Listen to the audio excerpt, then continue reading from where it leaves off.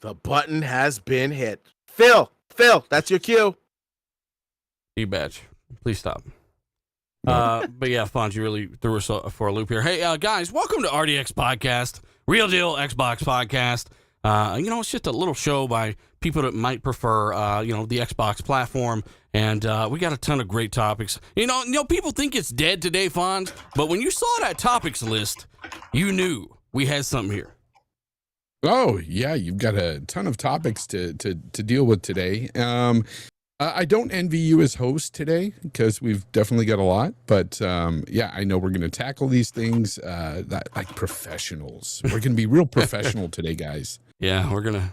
Yeah. Like I said, a lot of that's quotes. We're going to give context and talk about that stuff. And I'll probably have you read some of that stuff. I just copied and pasted it. So we will go over that stuff. D-Batch, how you been, buddy? Another week, another RDX. Yeah, man, I'm good, man. Summer has begun, so, just enjoying the outdoors. I actually made sure that my mic worked properly this week. I brought up the top of the line computer here, so the sound issues, I shouldn't be clipping anymore. So let's have a good show, man. Yeah, that's kind of phenomenal. I kind of want to throw stuff at you though, because how long did it take you to do this? 5 years? 253 He's episodes. like, fuck everyone but me. Hey, Fonz, another week, another RDX, buddy.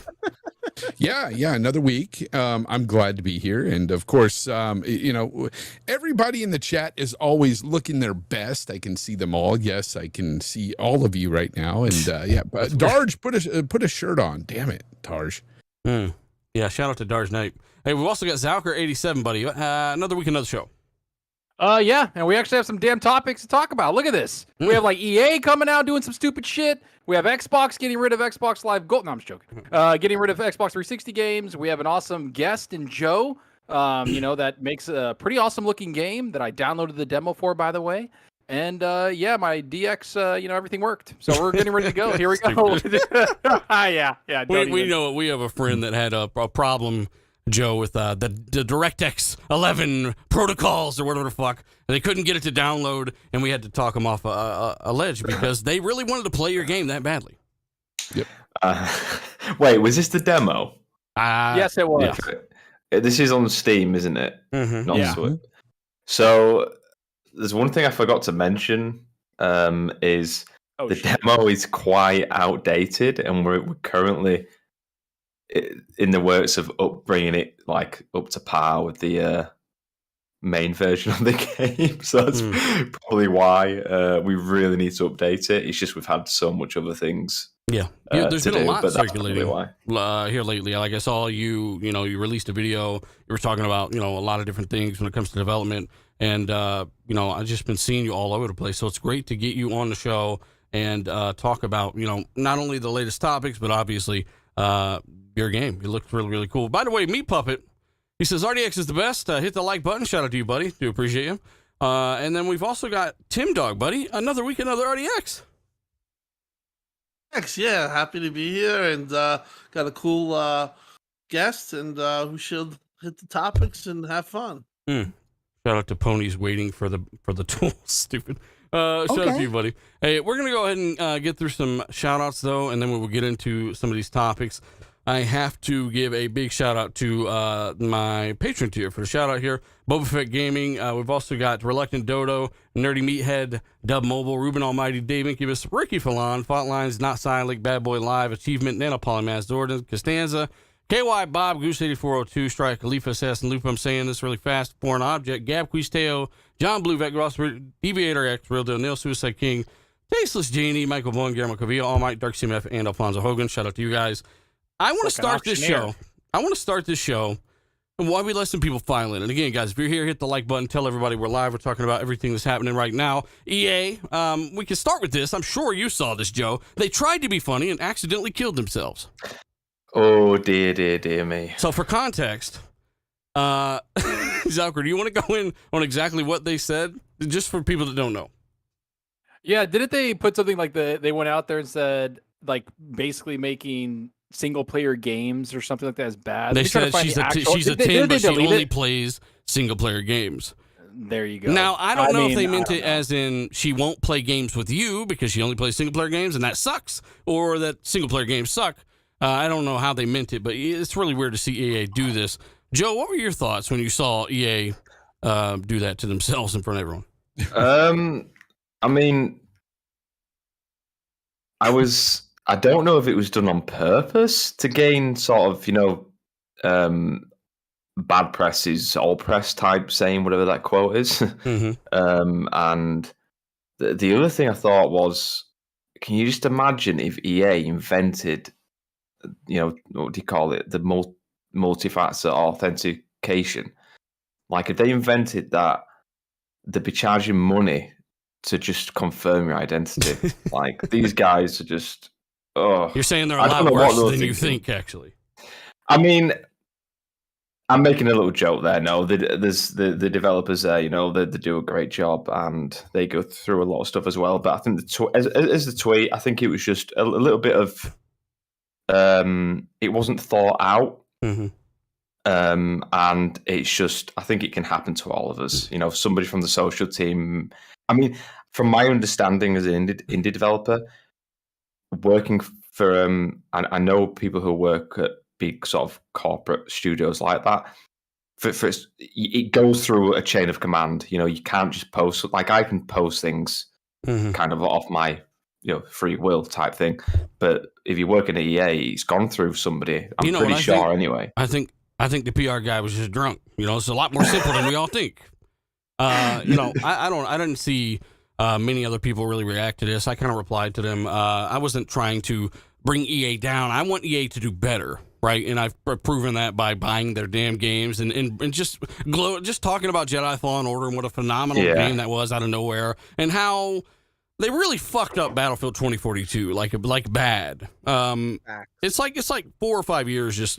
Only to basically do something else now. I just thought it was weird. Fonz, did you have any takes on this when you saw this in particular? Chat, let us know what you think as well.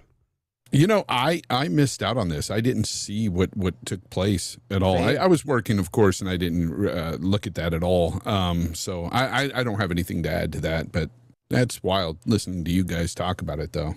I mean, they were self-aware about it too, right? Like, they basically got roasted by every freaking person that has a following. Like everyone, people that have millions of followers were just like, "You're stupid." And then they just posted a thing saying, "Roast well deserved. We'll take this L because playing single player games actually makes them an 11." So like they're trying to backpedal. They're like, "Ah, shit." And they looked at Greg, who put it up there. The little intern in the corner was like, "I didn't mean it." So like everything's going bad. So. It is what it is. EA just continuously like punches themselves in the face, and it's good to see. At this point, it's a great American pastime. Like we're just gonna keep watching it. EA, keep doing what you do. We'll see you punch yourself in the face, and we can't wait for the next show. I can't. Don't they usually do that every time they put out a game, though? I mean, they usually punch themselves in the face. Minus Jedi Fallen Order. Yeah. Minus unless it's Respawn, then it's not like exactly. Unless it's Respawn. What was the exact quote? She's 11, but she likes they're a 10, but they only play single player games. That's so bad. They're a 10. I wonder if she said that they're a 10, but they only play multiplayer games. I guarantee nobody would care. EA are pushing the multiplayer stuff just like everyone else, so they would never tweet that. I mean, either vice versa. I think people would have been like, "Well, single players or multiplayers, who cares?" Well, I mean, as the guy here that plays probably that enjoys more single player games than multiplayer, I have to say that's just a stupid thing to put out there. Just really stupid.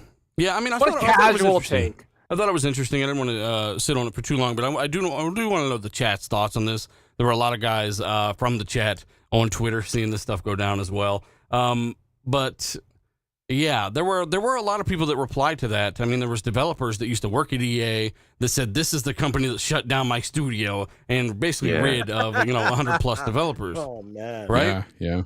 So they kind of took it pretty far, whether EA intended it to be that way or not. I feel like people do that on purpose, man. Like every freaking publisher shut down some studio, laid off a bunch of people, so they're like, "This is what happened." It's like, all right, calm down, bud. It's like it just happened. It happens to every fucking studio. Look at Lionhead. Look at everybody. Sony shut people down. Everybody shut somebody down. Like, fuck over it. Hey, I'm just saying, man. This is I think I'm playing this with Gaz actually.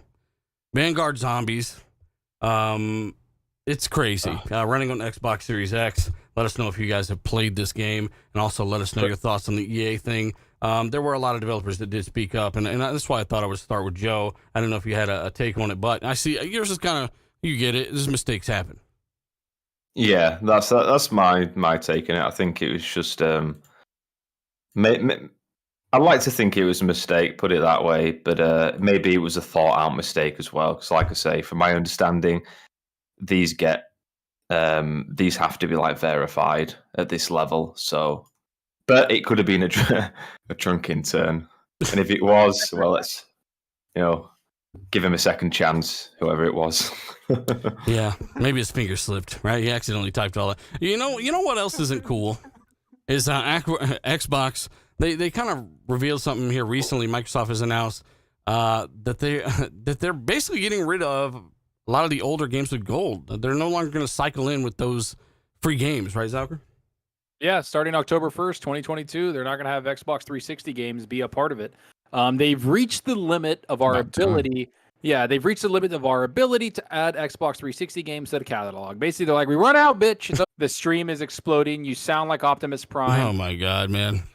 Autobots. Not again. Roll out. You know, because in the last show, I could still hear me, right? I could still hear me.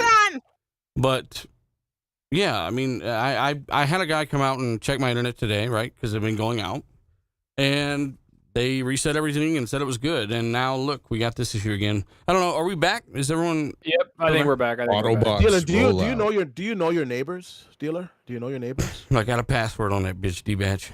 You sure they're not a pony? You sure? Stupid. Outside, that's it. I can already tell we're gonna have some technical issues and stuff. Thanks for bearing through it, guys. Shout out to everybody who's watching us live. Hit the like button, tell a buddy or two if you haven't, and of course, let us know your thoughts. Yeah, I mean, they are talking about taking 360 games out of Game with Gold. I think they should put that money somewhere else, Joe. As a developer, you've probably thought about Games with Gold as a potential opportunity, or at least Game Pass. What do you think? What do you think about Games with Gold, and what should they do? Are they really spending that money wisely, or should they put it towards more projects that are a little bit more unique? I've got to be a bit careful what I say here.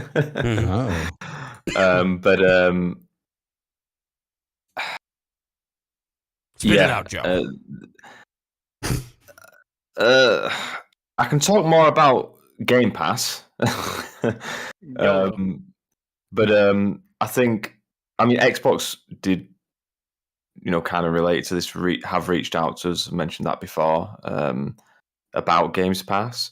But there's lots of debate from developers about Game Pass in particular. Like, is it bad for indie developers? Mm-hmm. It's quite a deep question, really. It gets quite messy. I don't think there's like a black and white answer, so to speak. You know what we do know, though, is like nobody forces anybody to sign a contract, right, that they don't like. That is true. You don't have to know. There's only so much I can say about it. Really. So I don't want to step on any toes because we're on good terms with Xbox. I mean, look, we've said some really fucked up shit about Xbox over the years, okay? And they've literally come and sat next to us on the panel and talked about, the mountains in the background on Halo that weren't fucking there when they debuted the gameplay. Oh boy. So, Xbox are a little bit cooler with that stuff than you might think. They appreciate the feedback, and I think it's extremely important. If you got something about Game Pass that maybe you're hearing that you don't, say, you can say whatever you want. It's not a big deal. Yeah, well, I think with Game Pass, it's and my knowledge gets limited to a certain degree in terms of like the back end stuff, but like obviously when all these big AAA games are going onto Game Pass and more indie games are going onto Game Pass, the big conversation is, are these Xbox players going to purchase my game, or are they just going to wait until it comes on Game Pass? Yeah. And this is the scary thing about it. And I know Xbox are making a big push for Game Pass, trying to have a massive catalog, and I think it is a good thing. I like the idea of it, but I think also where is the line sort of drawn, if you see what I mean. It's a difficult one to answer, really, but I think depending on your game, your team size, your situation, like your financial situation, I think Game Pass essentially can be a good thing or a bad thing. It depends on your situation as a team, because it might not make sense. Because if you're not careful, I think you can, as an indie developer, technically lose money on Game Pass versus if you were to just sell it on the store. And again, there's more to it than that. For example, like your game could have an abnormal surge in downloads, kind of like Oddworld on PlayStation, right? The developer was kind of promised 100,000 in royalties, and it went way beyond that. And I'm thinking like that definitely is the case, but nobody's bitching about that until they figure out that it does better than the contract they signed, right? So it exceeded their own expectations, and therefore it becomes a negative and a headline, when in reality it is ultimately the developer's choice. And if you need that, for example, right, your game, I'm sure that a big chunk of money would be pretty nice to get this thing out. And in fact, we're going to link, a way the Xbox guys can get your game on the platform in the comments as a show. But funding is big, and Game Pass brings that to a lot of different developers. I agree. I just want to add real quick. A good way to kind of get around that is, the developers, when they're signing their contracts, learn from the mistakes from the past and have some type of clause in there that, if, I'll get paid this amount, but, if the game exceeds this amount of downloads, then, I get a percentage out of that too. I think that's an easy way to get around it. If devs are concerned about it, he's got to hash these things out. But I'm not a developer, so I don't know how it could impact their game. It's very interesting what you're telling me, that, some developers per se might sell more independently than going with Game Pass. So that's something interesting. That's definitely something you got to consider. And by the way, for those asking, we had some technical difficulties earlier. Thanks for showing back up, guys. Hit the like button, share it out, help us out a little bit. We got some good topics. We got Joe here. He's a developer, and he's dropping some perspective, and that's all we can really ask for, right? I just think it's a little bit for the Game Pass perspective thing. I think just like anything new in the industry, it's going to take time for developers and for Xbox to figure it out, to find a happy medium where everybody's like happy and involved in it, and there, it's profitable for both, kind of a symbiotic relationship. And so that's something that, Phil Spencer's even talked about on Xbox, that they're still learning, that every contract is basically different, right? Depending on the developer. Like it's Joe, fluid, something right? Like you, it's very fluid. It's very like dynamic. And so something like you, Joe, if you, like you say, you have a good relationship with Xbox, then, maybe you work on something like that. I'm not saying that you are. I'm saying that just you work on something like that where you get a decent contract where you're like, we're happy with this. It covers a lot of what we wanted, and it gets the game into more people's hands, so to speak. Yeah, no, exactly. Like I can say, like where we are with Xbox for Hypercharge is, again, they've reached out multiple times. They've been absolutely fantastic and supportive, but they haven't said, "Oh, we're putting you on Games Pass." What they have sort of said within the conversation is, we'll see how things go up until your launch, and what they're saying is, we'll see how the traction is. We'll see what the demand is like, essentially. And then we'll talk about Game Pass. So they explained a lot of things about Games Pass. I've got all written notes somewhere. And we're not sure yet, especially now with all the traction we have with Hypercharge recently, if what we would be better doing, if it would be Game Pass, or we're better to just have like additional support from Xbox without going on Games Pass. That's something we'll have to speak to Xbox about, and they'll go into further detail, and we'll just see if that makes what makes most sense, ultimately for us as a team. Because again, we're 5 developers, so we've got to think about it. Y'all got to get paid. I'm still on Game Pass. Well, it kind of sounds, Joe, like you're basically what you're saying is, with the traction that you guys have built up for the last several weeks or months towards the game, that the launch might be a lot better than you guys thought, and if not, Xbox is there to kind of be like, hey, in case it's not, we're there for Game Pass, so to speak. Is that what you're trying to say? Yeah. In a nutshell, yeah. Yeah, because they think they have. I guess they feel like there's promise in the game where if it doesn't get traction, Game Pass can help you find that audience that you're looking for. So I got a question, Joe. You don't have to answer this, but I mean, realistically, how much would they have to pay you in Game Pass for you to, Throw it in there. How can I Contract answer this? negotiations. We had David Jaffe on the show, and he said that Sony offered what was it, $6 million or some shit for day and date on PlayStation Plus for his game Drawn to Death. Wow. I think that's what he said. But what he said the development? No, he said the development. They paid him half of the development cost. They paid him half the development cost and ended up going up to $15 million. But he said that they got a couple, like I think was it $1 or $2 million to go into the thing day and date or something like that. No, he said they paid half the development cost, which is like $6 million, I think, or somewhere around there. There But you either go, way, there, Joe. yeah. I mean, Anyway. what would it take, huh? What would Phil crawl through your window with a number on a piece of paper? What would it need to be? Obviously, six mil would be amazing, wouldn't it? I like that. He's like, I'm sticking to that now. There you go. No need to go I like lower. it. Yeah. They wouldn't have to finish the conversation. I'd just be like, signing the contract.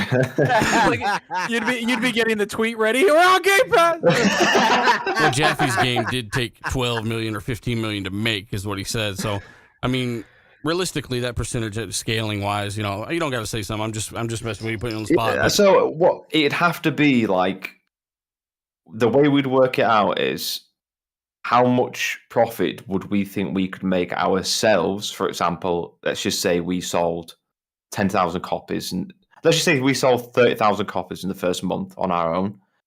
I'm terrible at maths, but let's just say that might be. Say we made 30,000. We sell 30,000 copies, and we make say $800,000. Then we would have to decide, can Game Pass do more? This is just again hypothetical. Mm-hmm. How much more can it do? And then, I mean, that's a good place for your mind to go because we've seen examples of this, right? Yeah, that makes sense. I kind of lost what I was saying there. I was trying to explain it. It's really late over there, guys. Right. It's really late over there. But I mean, either way, though, you get an offer from Game Pass. Let us know, okay? You can come back on the show and let us know how much they bribed you with. By the way, I got to give a shout out to almost 900 people watching this live already, guys. Hit the like button, tell a buddy or two. We had some technical issues. Thanks for coming back. And of course, let us know your thoughts down below. Zach, you want to get these super chats and we can move forward to topic, eh? Yeah, we got Hargi Chani again giving me these super chats in Discord. I appreciate you, bud. We got Me Puppet 007. RDX is the best. Hit the like button. He's a member for 31 months. Damn. We got Ponies Waiting for the Tools. Spent 99 cents on that tweet just to talk shit. I love it. We got RDX Son of the Fet. He says, Design Labs for console dealer, make it a reality. Yeah, I tried to mind will it already, and it just doesn't work. All right. We got Dark CMF. He says $70 Xbox dollars, and he put a code out. So, wow. Thanks, man. Thanks, Dark CMF. Appreciate it. Shit. We got RDX Son of the Fed again. Xbox by Amazon Prime. The Boys Gaming rights. Oh my god. Well, I mean, I wouldn't mind made a seeing game like the boys. I already came up with that idea first. But we can move on to this Game Pass stuff. They've confirmed some new stuff coming to Game Pass.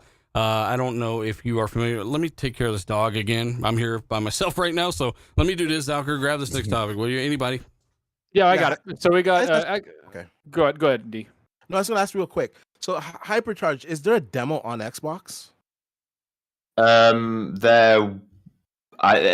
think there will. So obviously it's not out yet. Hypercharge on Xbox, but I think what you're asking is, will there be a demo when we launch? I'd say yes, there probably will be. Because that would be just on your side here. That'd be a great way to judge the interest on your game and to see if it would make sense for you to make that deal. Just saying. Yeah.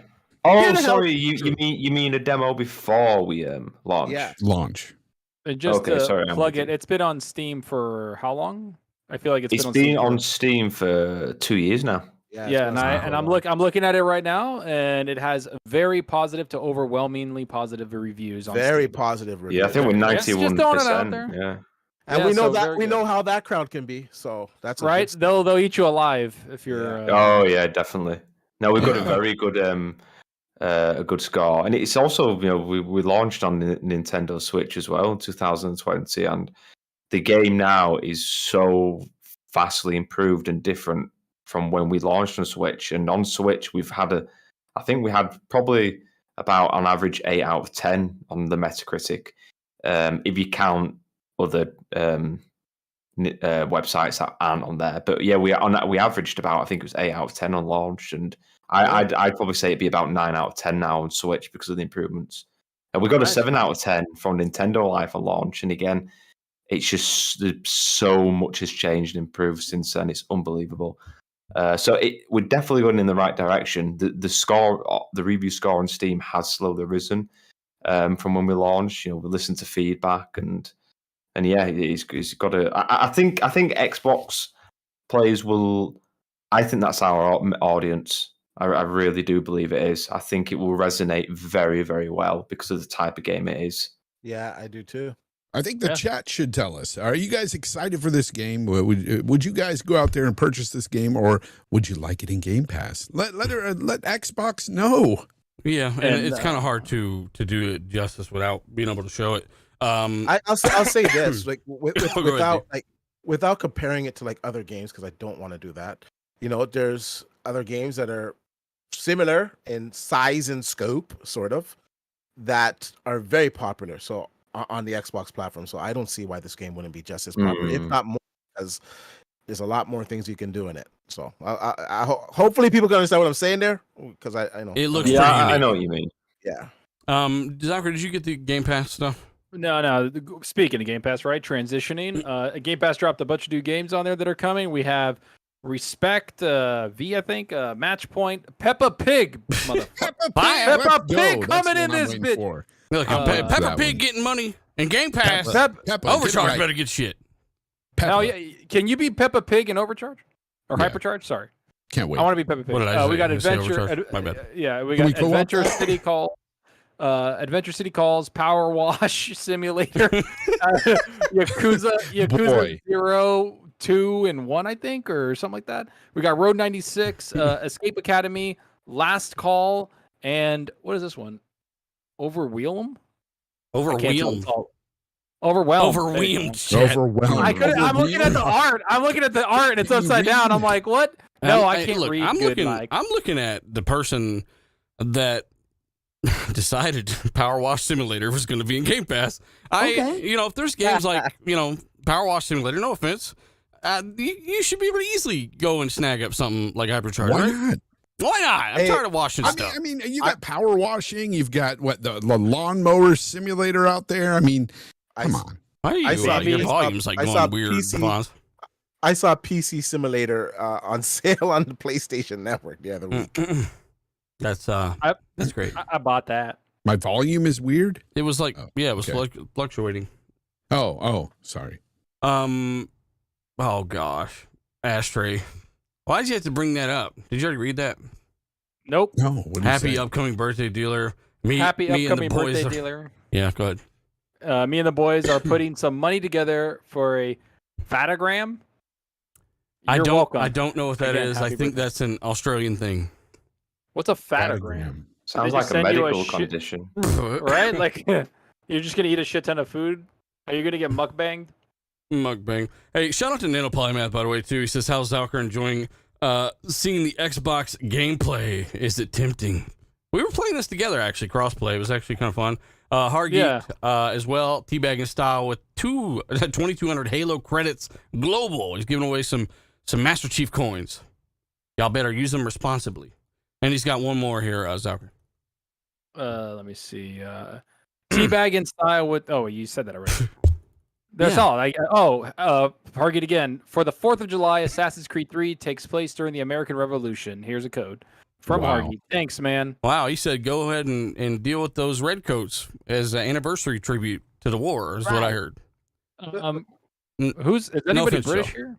No, Joe is... I'm British. I'm British. You're British?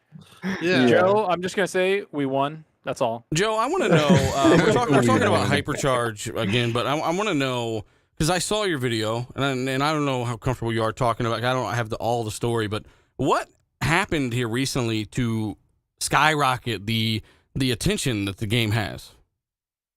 You're referring to the statement that I put out about the toxicity and then the video. Sorry.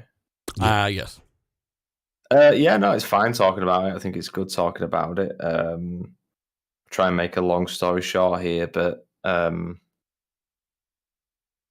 it's just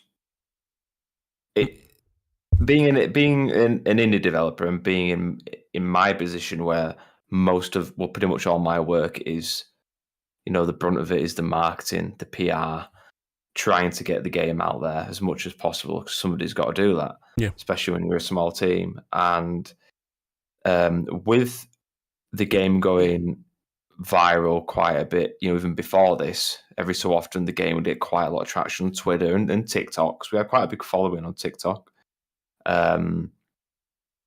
It would pick up a certain type of again, I'm not generalizing here, but just toxic people.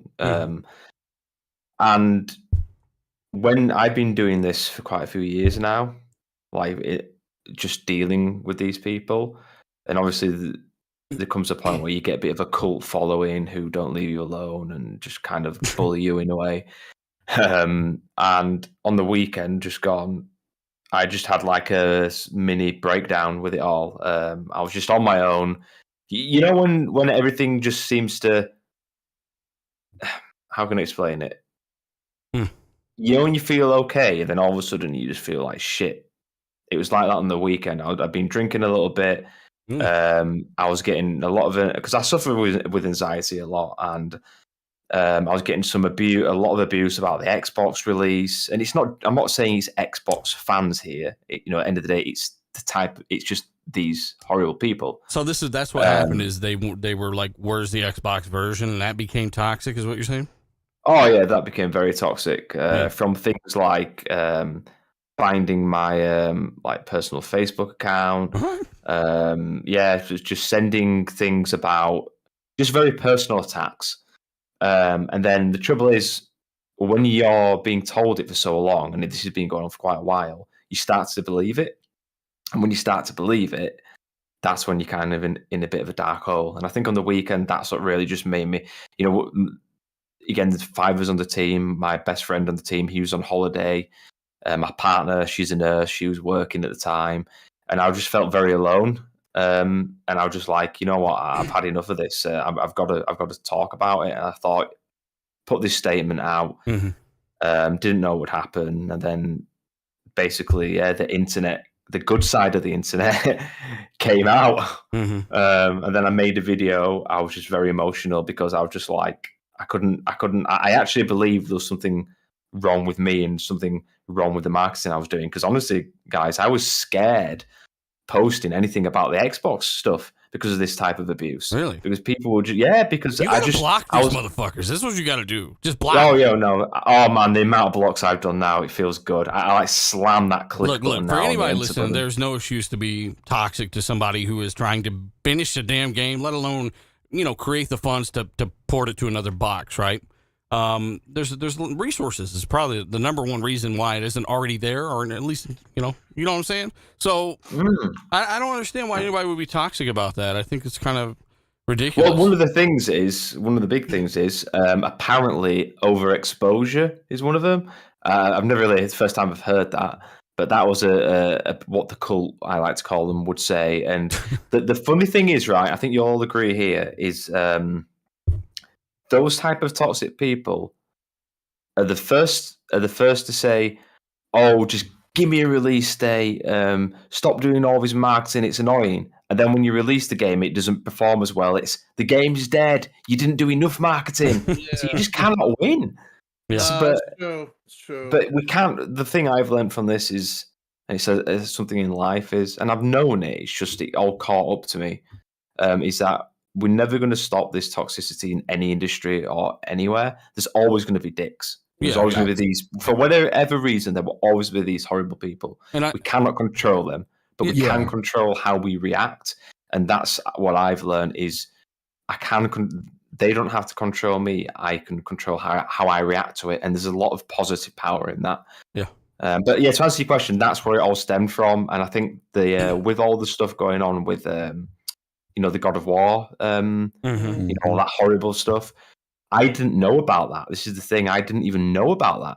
I had no idea. Well, we're actually gonna get into that. Yeah. I want you to save that. But we You do know, gotta say that, you know, thanks to all Xbox fans that were polite and decent fucking people about it, and those that attacked you over that, that's kind of crazy. Just tune them out and just move on, man. Because without assholes, you know, there is no yin and yang without both, and I think it creates a picture, you know, and it creates a perspective. And you just kind of got caught up in all that, and it got magnified pretty quick. So I don't know, man. It sucks, and I hate that you had to go through that. Yeah, I just wanted to add to the conversation as well and just say that, you know, when you put yourself out there, there's got to be some of that expectation that you will get some toxicity thrown your way. I mean, even us, you know, where nobody's on mics, you know, and we put ourselves out there in the community. You know, I put my face out there on my show and stuff, and I get some toxicity thrown my way. I've even been doxxed before. Like, there's things that happen to me as well. And there's you kind of have to expect that, but at the same time, you putting yourself out there is not an invitation for these assholes to come and do this stuff to you. But it does happen sometimes. It sounds like you just got caught up in the moment, because I've been there too. It's like, man, what do I do? This is crazy. All this information, you know, is going out there, and, you know, I don't want my personal things leaked, but what can I do? Yeah. But at the end of the day, I've learned to deal with it, and it sounds like you have too. And yes, just like Dealer said at the beginning, the block button is your friend. It works wonders. I think the tale of this story, from what I gathered, is when you did speak out, you know, you really got like an overwhelming response. Like, I saw Sarah Bond, I saw many people come out and really, you know, highlight what you were saying. And you know, we're going to talk about it. It was a week after what happened with God of War, so it was still relevant and still real. And I just think people have to realize, I think people don't realize developers are people. Yeah. I mean, I think that they think that they're at their disposal, and because they're robots. You know, because they pay a certain price for a game, that means that they can, you know, demand, you know, perfect quality. And like you said, you know, you put out a game and it's unpolished, then you're made fun of, and you're a meme on the internet. So if you do take your time and you know, want to polish it the right way, you really shouldn't be getting the abuse that you did. And it's good that you spoke out, because I see it as a very positive thing. I think that indirectly, that the game is, which looks good just by itself, has really gotten even more eyes on it. Yeah. Yeah, it does look good. And by the way, guys, we got to shout out to everybody supporting the show. Almost 1,000 people watching. I don't know if we're still having technical issues, but I wanted to give a few shout outs to people like Valorian, the boss mod, Lethal Papa. We got Mr. Boomstick showing up in the chat. Holy shit! That's a rare sighting. Shout out to Boomstick. I'm doing a show tomorrow. Death Mobile, shout out to you, man. Dark CMF, as well as so many others, man. And by the way, joke's on you, my guy. He said, I thought y'all said Vanguard Zombies sucked. I know y'all think it's good now. Laugh my ass off. People crack me up. I mean, I never commented on Vanguard Zombies. I just don't like the game compared to the other ones. But Zombies, you know, it's pretty fun, man. Go try it instead of bitching at people in the chat. How about that? Yeah. I beat the goddamn campaign when it first came out. Mm-hmm. So This I don't know what is the fuck the- he's talking about. This is the first COD in years that I can remember that I actually committed to and skipped. I had Committed to it and skipped it. Yeah, I had All right. zero. You interest committed to in the it, skip. Yeah, Huh. man, and I stuck to it. I still haven't played it. I'm not gonna touch it, but I am excited for the one coming out this year. Oh man. Yeah, Boba Fett said the stream is running great, so good. no worries. Good. It was doing all kinds of weird stuff. So I guess we covered the Game Pass stuff, right? The fact that they are getting rid of certain things in games with gold. We were just referencing some gamers attacking some developers. You know, on the show, we just kind of keep stuff pretty simple and just say, hey, don't do dumb shit. shit. I just say whoever's doing that, it doesn't matter what side. Corey was going through it. Joe, you went through it. Anybody that's attacking developers on games, you're not a fucking gamer. Just leave the hobby. Nobody cares. Like, you're a dickhead and that's it. Like, I don't care. Like, we don't want that kind of shit here. Everybody, gaming's about enjoyment, having fun, sharing that with people. To me, gaming's always been a fucking social aspect where you talk about it with your friends and you have a good time and you enjoy what people like Joe put hard work into to make for you. So if you're attacking them, leave the hobby, or you're probably not even a part of it anyways. Yeah, man. Stop being coward, man. I behind the keyboard, anonymously sending shit, talking shit that you would never say to anybody in public, but you have the nerve to say it to developers online. Like, listen, valid criticism is one thing, but to take it to the level of doxing and going into one's Facebook, like, I wish someone would try that with me, because I'll ping your IP address and show up in 24 hours. I'm coming for you. I want to switch gears to God of War dick pics. How about that? I just found that's even better. Like, apparently, that's the newest secret weapon of. Who had that idea? Hey, you haven't. I'm posting D's MySpace on the chat right now. Fuck him. MySpace. You just get a picture and then a little notification says zoom in real far, and you'll see what it is. When I saw that story, though, it was so absurd. Like, who thought of that? Hey, I want the release date. Here, let me take a picture of my privates and send it to you. Maybe that'll convince you to give me the release date. Like, who? Like, it doesn't even make sense. Like, what the hell? Only gamers can put it to that level. No, that's not true. I mean, tribalism is everywhere, man. Sports doesn't. Yeah. Either way, we sorry it happened, Joe. We're glad you're here, and the game, is doing. Good. So let's talk about some other topics that are more positive. Did you get any dick pics, Joe? No, thankfully not. I'd be glad they didn't launch that second campaign, that second assault on you.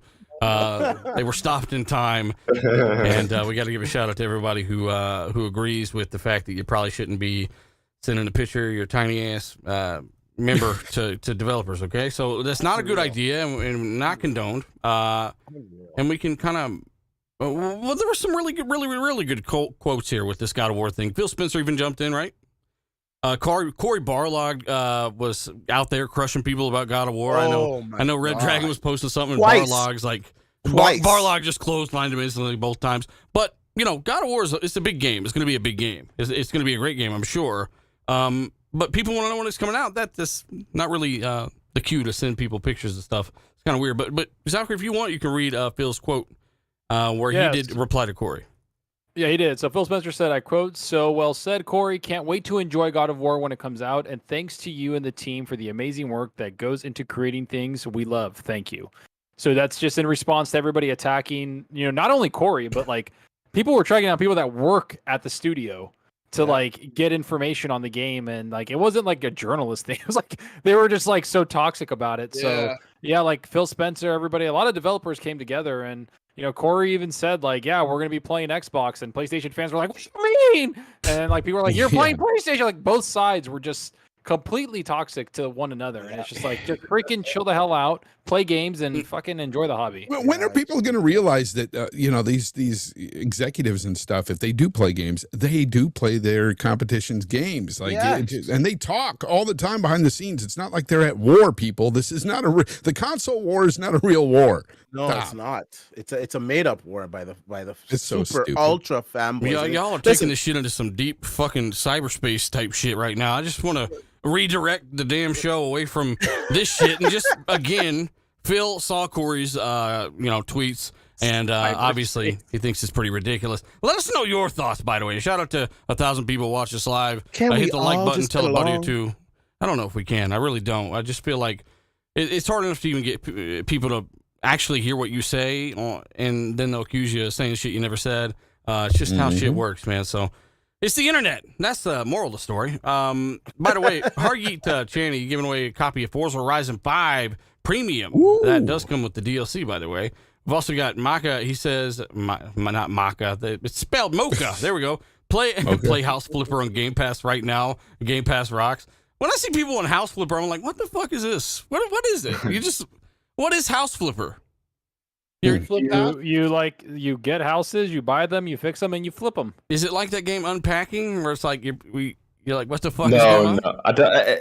I think the Flower House Flipper is like more like a lot deep level of renovating, and the unpacking is more like a therapeutic type, just unpacking boxes. But it's done very elegantly, much more simple. So they're very different, really. Yeah. I'm gonna download it right now. Actually, by the way, Splendiferous says, Joe, I'm sorry you had to deal with that.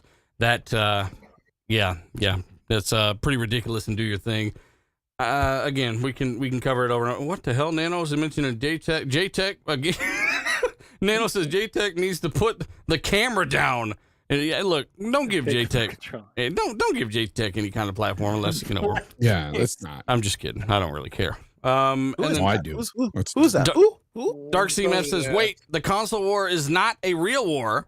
I wasted perfectly good face paint. Yeah, yeah. I mean, Dark's out there in the bushes, man. Zalker, you want to grab these two, and then we can move to the next topic here. I think we got the quotes. Yeah, I got you. Yeah, we got Havoc. Y'all need to hit that like button. Thank you, appreciate it. We got Bunty. Great show, RDX, as usual. Is people like them that makes the developers don't want to communicate with us. Damn, that was a little psychological. And I like it. That was Gameception. I like it. All right. We can move forward here.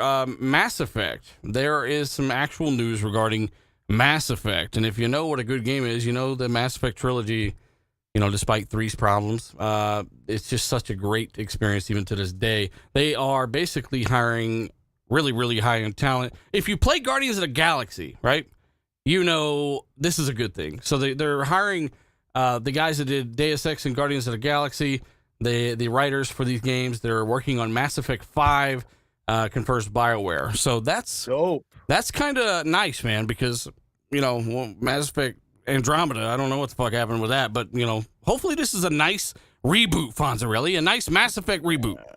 Oh, yeah. I mean, Guardians of the Galaxy, if there was one thing I really loved about that game, it was the narrative. It was freaking fantastic. Deus Ex is another good narrative-driven game. Great writing team here that they've got going on with Mass Effect 5. Hopefully they can bring it back to form. We want to erase the memory that was Andromeda out of our minds. And we definitely want BioWare back to form. And I think Mass Effect, the trilogy, was one of my favorite, trilogies ever. I'm more excited about this now, hearing about, the talent they're getting aboard to bring this to us. It's sounding more and more like the game that I want them to make. Yeah. And I'm excited for it, man. Really excited. Yeah. Mass Effect's a game that, you like Mass Effect or you don't. But either way, it's a quality product. Hopefully they spend the time on it. I do want to ask Joe something. I just looking at another topic here. Ubisoft is shutting down a lot of multiplayer services and servers. 15 games in September 2022 alone. This is, and even renders some of these games completely unplayable. Thinking about Ubisoft, this isn't so surprising. We've seen companies shut servers down, but Ubisoft have been MIA for a little bit, and we're hearing on Eve GMOs over there like dodging, poison darts and hostile takeovers constantly, right? Have you heard anything about what the hell's going on over there at Ubisoft, and are they gonna eventually release some games? Yeah, there's a lot going on, isn't there? Like, I don't know if there's like a big shift in how they're wanting to do things now. It's kind of sad they're shutting down, a lot of these titles because people still play them. It's just little hardcore fan bases out there. But I just think there's some big change they're wanting to make, and I think they're wanting to do it quite fast. For whatever reason, really, I'm not too sure, but I mean, yeah, they're pushing hard with it. Yeah, I haven't heard. I've heard a lot of stuff about different Assassin's Creeds and stuff they're doing, but I also know that other titles kind of push their portfolio back when they didn't do as well, kind of like Breakpoint. It's kind of all up in the air, and it's just would be nice to see these games coming out. Far Cry 6. That came out, yeah. Riders Republic, the Extraction, and even the new DLC did not perform well. All those games didn't perform to what Ubisoft wanted, and I think they have like 19,000 people working at Ubisoft. So it's like they have a lot of talent, and I think they're reevaluating of how they're going to do certain games. A lot of stuff got pushed back, like what do you call that game?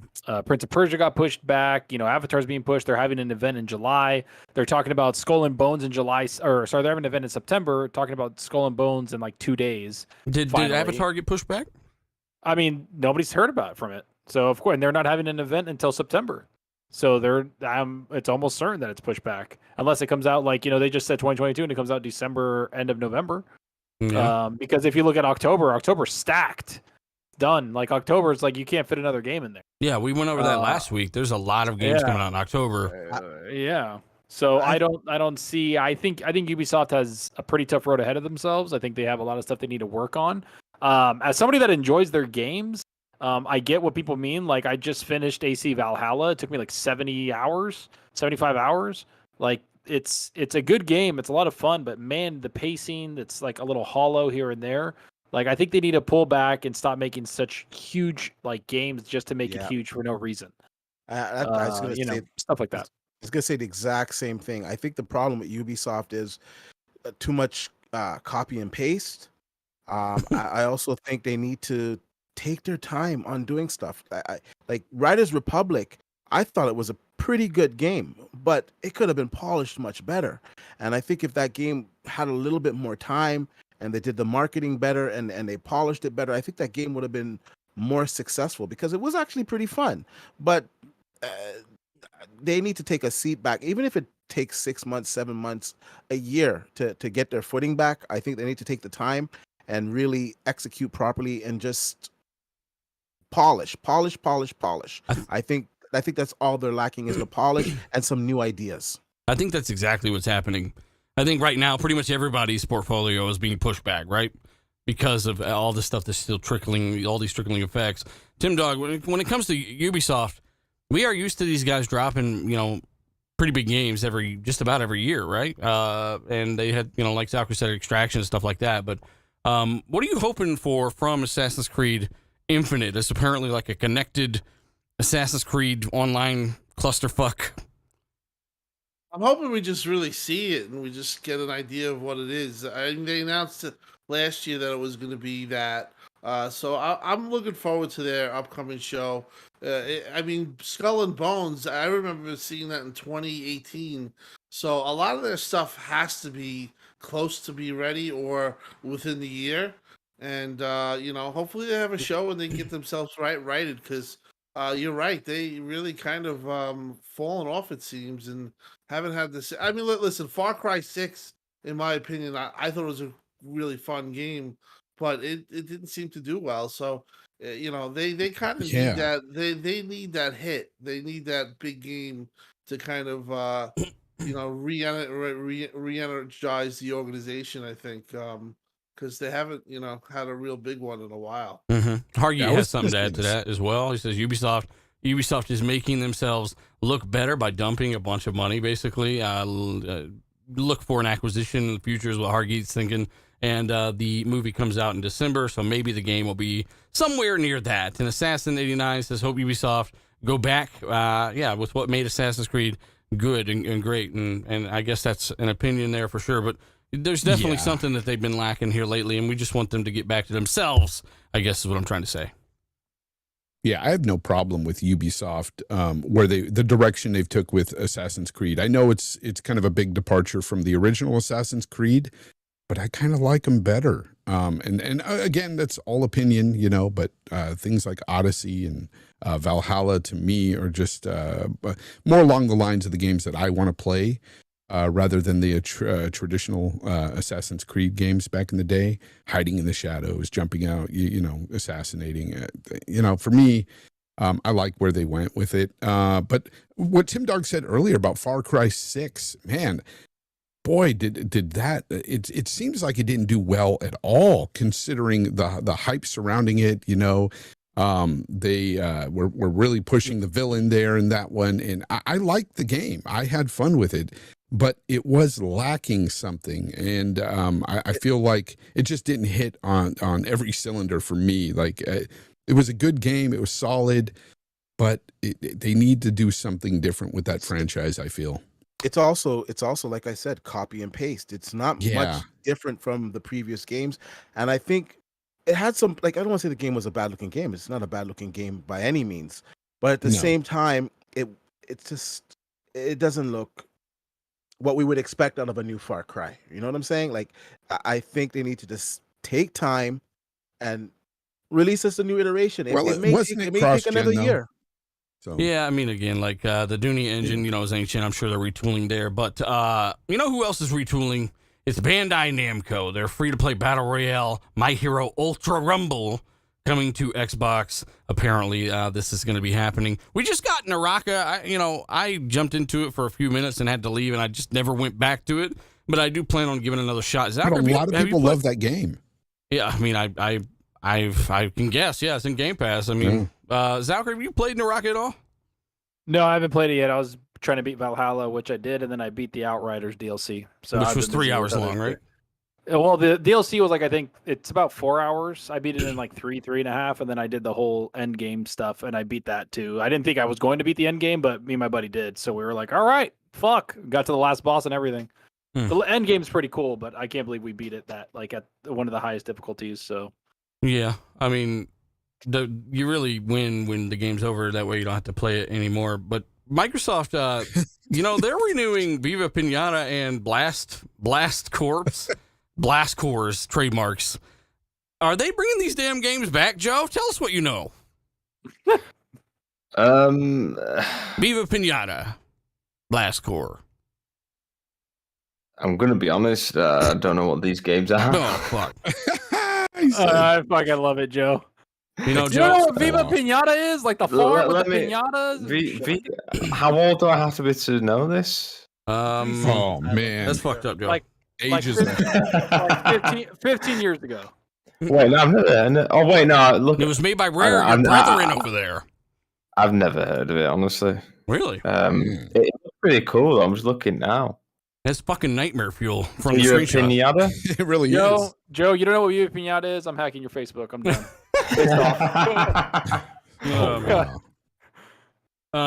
But yeah, they're apparently renewing those trademarks. I think that's cool. They're doing it like with Crash Bandicoot and a few other games, haven't they? Classics. There was that other one. What was it called? Where you're a kangaroo with boxing gloves. Fuck yeah, dude! Are you talking about Conquer? Conquer that for a day? Hell, see, everybody knows what that game is. Good job, Joe. Kangaroo with boxing gloves. Chat. Let us know if you get the reference there, and also let us know your thoughts. Hit the like button. Tell a buddy or two we're live. Shout out to all you guys. I'm seeing a little more buffering on my end. I have no idea, but if you're here, thanks for watching. Hit the like button. Help us out. We'll need it. And of course, again, let us know your thoughts. They are renewing some of those trademarks. Bethesda, they are offering jobs to developers behind a Fallout London mod. And now, I don't know anything about this Fallout London mod, but I can only imagine that it is epic if they are hiring these guys. Wow, that's cool. Yeah, the Fallout London looks really cool. The Fallout London mod is fucking insane. One of my friends told me about it a little while ago, and so I just didn't care because I don't like Fallout all that much. I prefer Elder Scrolls. And then he streamed it on Discord for me, and I was like, holy shit, this is like cool. And I was like, who made the mod? And it's like these people that just make shit like for like Fallout games or Elder Scrolls games. They just go and mod everything and make a bunch of stuff, and they made Fallout London mod. And I think Bethesda has done this before. One guy I think spent a year and a half building an entire quest line and like NPCs and stuff in Skyrim. And he put like voice actors. He asked his friend to voice act them. And he put out this mod with an actual quest line and enemies and all this shit. And Bethesda hired him. Like they like saw the mod, was like, holy shit. He put a year and a half into it, and then he got a job at Bethesda. So like they've done this. They've almost used the mod, like the creators of the mods, like on the PC front, to get people to join their team. They're like, hey, let's get this guy that has actual, like know-how or self-motivation to make some fucking games. And that's what they're looking for, people that have passion for this shit. Well, they're actually they're looking for people that have passion, but also that talent, man. That because last year they took one of those Fallout London modders, their lead writer. They took her from the project. They just snatched her up, and they said, "Nah, you're going to come work for us." And they're just snatching more and more of these people in the community. I've heard they've been doing that for a while, though, getting these modders and stuff, because they're very freaking talented, man. That Fallout London, I looked at that over the weekend, and I was like blown away at what they came up with for that. Looks really, really cool. If you guys haven't seen it in the chat, man, look it up. Look up. They've got trailers and stuff for it, gameplay. It's awesome. Yeah, Destro. I guess the main point is Bethesda are still hiring. They're still shit. They're still hiring people to keep building on it and keep expanding these things. Tim, we know that Bethesda are working on so much shit, which makes it even more frustrating because they didn't show us anything at all, hardly. But I mean, they're hiring people. They're bringing stuff like this to console, and they're kind of improving their workforce. I don't know if you have any thoughts, and we can move forward on this one. Yeah, no, I saw that that they were doing that, and they're actively looking. They've been pretty good. Like people in the community that they actually, guys like I wouldn't say like us, but people just say that get involved with the community on the forums, and they actually take them, and they have hired a bunch of people, and I think that's very smart because you get real passionate fans, and yeah, like I just like that idea, and I've heard they've done a ton of that. That's where they got Todd Howard. Didn't that fucking guy loved Bethesda games, walked into the office and basically was just like hanging around and decided to make games with them, and that's how he got hired? Like that's literally what he's talked about, is like how he just went to the front office, talked to them. Different and days stuff like back then, that, Zachy. yeah, I know, but I'm just saying, like that's what they do. So at this point, like going to the front door is making a mod. Right, like you kind of just you make a mod, and that's just a different door that you knock on, and that's it. So it's pretty cool. I know the guy from Skyrim Story. I watched a video about him like 8 years ago or something like that, and I remember going like, damn, that guy put a whole year to this, not hoping to get anything, and he worked full time and did it, and then got hired. It's like, holy shit, like that's awesome. Yeah, that's somebody they can count on. By the way, Tyrone says, say what you will, but Bethesda are still one of the biggest third-party studios. They're not even third-party anymore, man. They're first-party. Yep. But I get what you're saying. They are and have always been one of the major players. And I'm super excited to see what they are going to be bringing to the table sooner than later anyway. Let us know your thoughts on that, guys. Again, hit the like button. If you haven't, tell everybody to. We're live. We appreciate you. We're talking about all the latest stuff here. And that does include new Battle Royales hitting the platform. That does include Bethesda hiring. And that does include Ninja Theory, who took their entire studio to 5th grade karate class. Yes. I like it. Did you all hear? Got white belts. Did you hear about this, Fonz? Yeah, no. You see, that's the thing. I heard about it months ago that they were doing this with their teams, and we even saw videos of Melina dressed up and actually doing her thing, like mixed martial arts and stuff like that.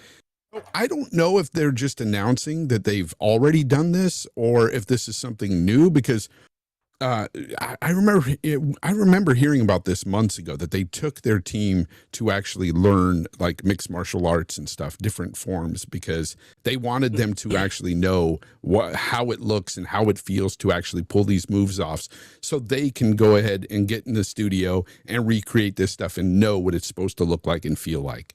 Which is a great idea. And they did post a picture of this with the following quote. They say, how do you make video game combat feel realistic?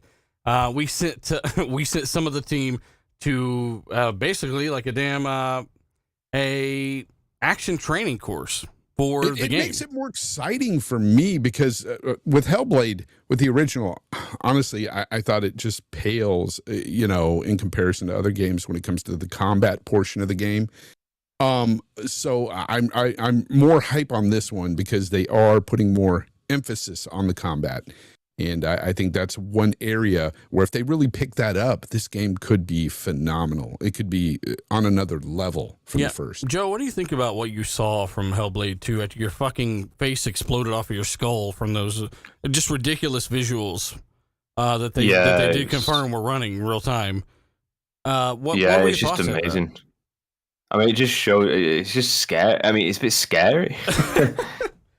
Like how far technology has come and how far will it continue to go? Like, will we look at that in 5 years and think that was rubbish? And I mean that in a compliment. Yeah. In terms of like, how good it is now. You think it'll stand the test of time, basically? Yeah, I honestly think it will. It's just again, it's just amazing. Like, we talk about talent and all that. The work that's gone into all to get it to look like that. Unreal Engine 5.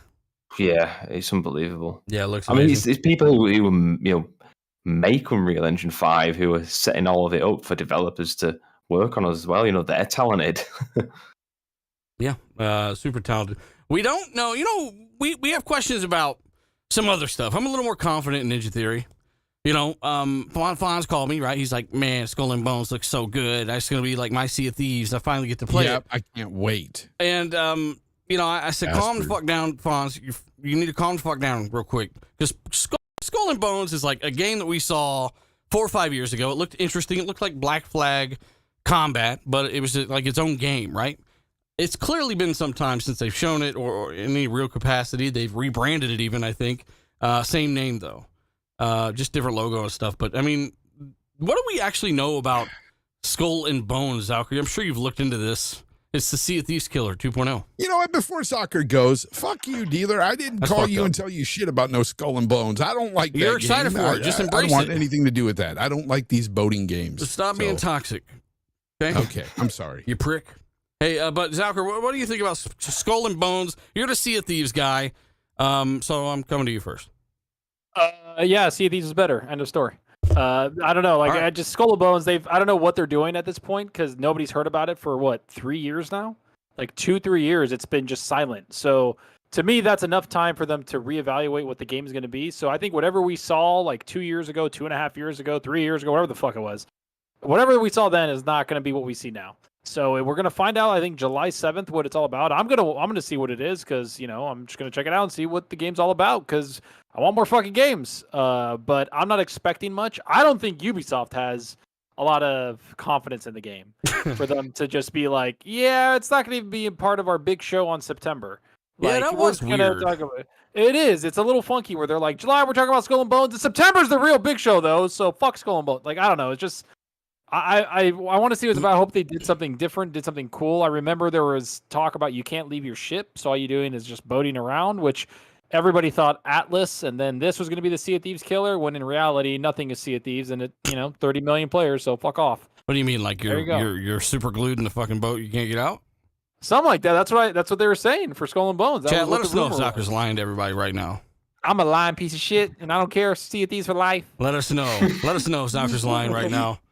And obviously, let us know if you were excited for Skull and Bones. He's just trying to bury Skull and Bones because Sea of Thieves. He is a bias. Killed itself. I don't want to hear it, Fonz. I was there when you called Dealer. I was on Xbox Party Chat with him, and I heard you on speaker. You're like, July 7th, bro! And Dealer was like, calm down, Fonz. Calm down. Yeah. I mean, Skull and Bones, again, I'm not personally super excited, but I will try it, I guess, right? I don't feel like that's a bad outlook. I'll try it, No, it's not. It does look interesting. What if it's $70? I think it. What if it's 102? What if it's the price is right? Fuck you, Fonz. What do you think about $70 games, Joe? Knowing what it costs to make them and knowing that ultimately the books are the books and they tell us they're making a fuck ton of money before, and that's just with microtransactions. I'm talking about the industry as a whole, usually these big publishers. What are your thoughts about the introduction of a $70 price? Well, I can say I've never spent. I don't think I've ever spent that much money on a game. The thing is, people do spend that money, so they're going to charge that money. Yeah. It's a difficult one because, who are we to say like? Joe, just put your foot in the ground and say, "Fuck these high game prices." Yeah, I think it's a little steep. Like, I'm not like what if you want a pizza or something one month? You're not going to be able to afford it. Yeah, and two, people will say you got to pay for development, but as we've covered, again, the books don't lie. The books tell us they are making a lot of money. Like like the profits they're making. Like I think, especially during we're always in like bad financial sort of times, but especially with COVID, especially with everything that's happened the past years, like don't charge so much for a game, maybe. Yeah. Like if you're making that much money and profit, which a lot of these games do, like help maybe just so I think like look at Valheim, the price point there, and what else? Gunfire Reborn, some of these really popular games, very popular genres, they haven't done $60-$70 price points. And I think there's a reason for that as well, because it's like a smart price, because you know when you buy a game, like, well, I know if I see a game, for example, what's £15, I'm not as emotionally invested in it when I buy it. But if I buy something that's £70, it's like you're way more invested in it. And yeah, I wouldn't spend that much money. I think it's a bit too much. Honestly, I don't think I've ever spent $70 in a game. Ever. Me either. So you didn't buy any PlayStation exclusives at launch then, huh? No. I will say something though. I did spend £50 on pre-ordering Battlefield 2042. then I refunded it. You fucking backlogged out of that quick. You got bit there, and then you were like, "Nah, I'm gonna take my money back." Fuck you. Yeah, this is trash.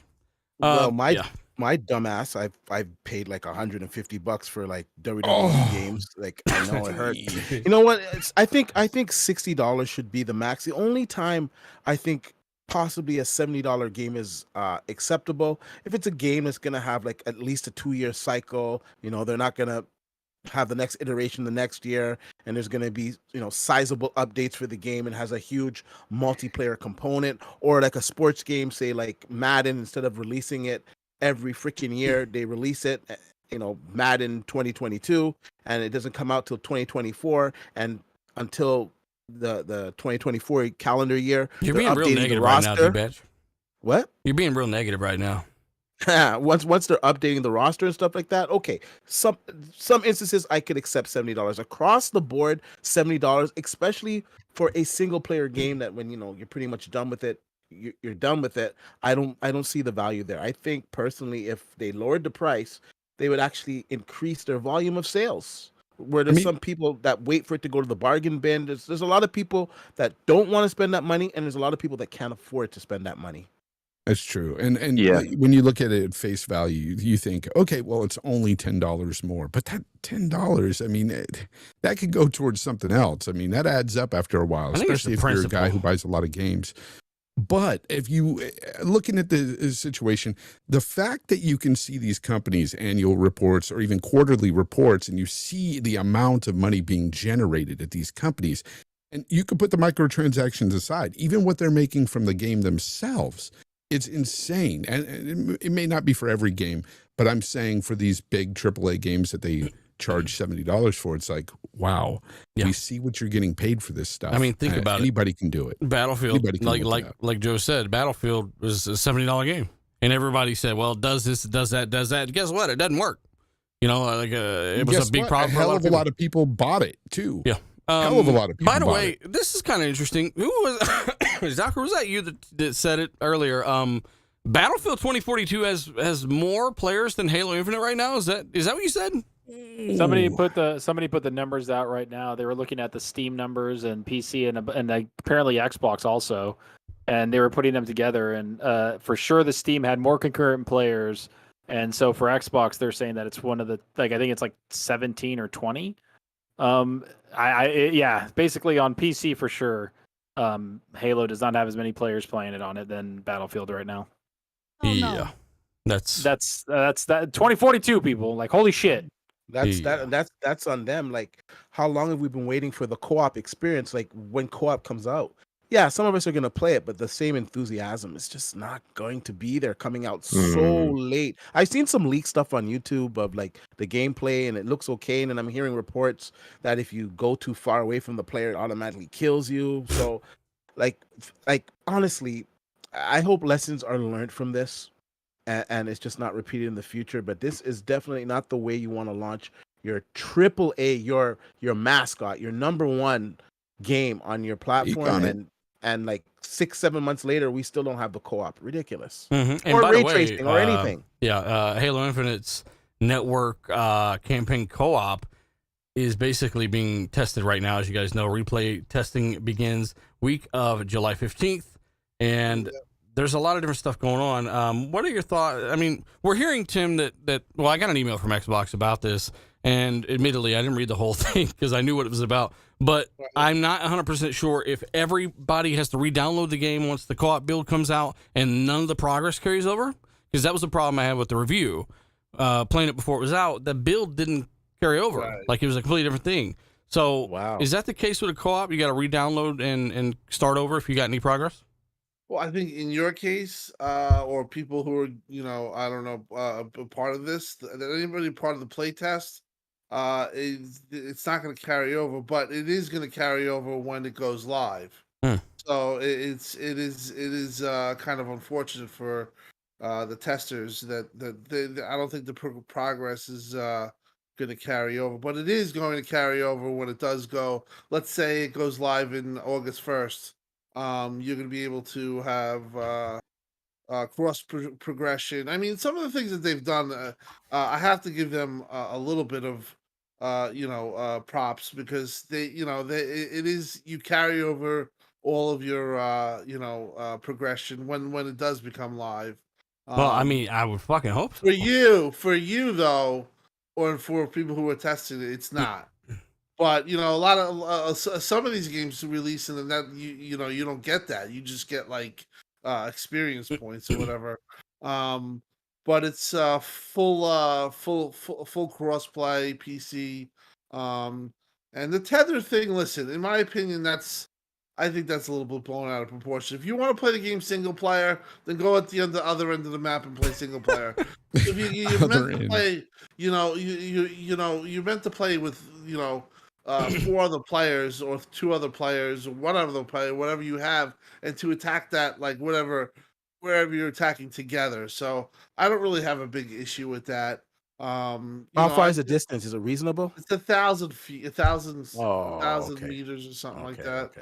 It's not the worst, but I remember telling you guys that was one of the things that I heard. I do think that's a limitation on the Xbox One side. So if this was a next gen game only, you probably would have the full map. But that was one of the things that they really had to hunker down and fix, and that was why it was delayed. But listen, when are they going to get the ray tracing? A lot of the stuff that they promised, it seems like they really went quiet. And I think the last show I just said I've had enough of them. They just need to get their act together. And you talked about Bethesda, signing people within the community. I did hear that they took a cue from that and have been hiring people within their big community recently, and they are looking to do that. So maybe they're taking some tips from Bethesda, because, as you know, 343 has been pretty much a mess since the launch. And there's a lot of new hires. Nano sent me a listing earlier. There's a bunch of like senior positions that are open again.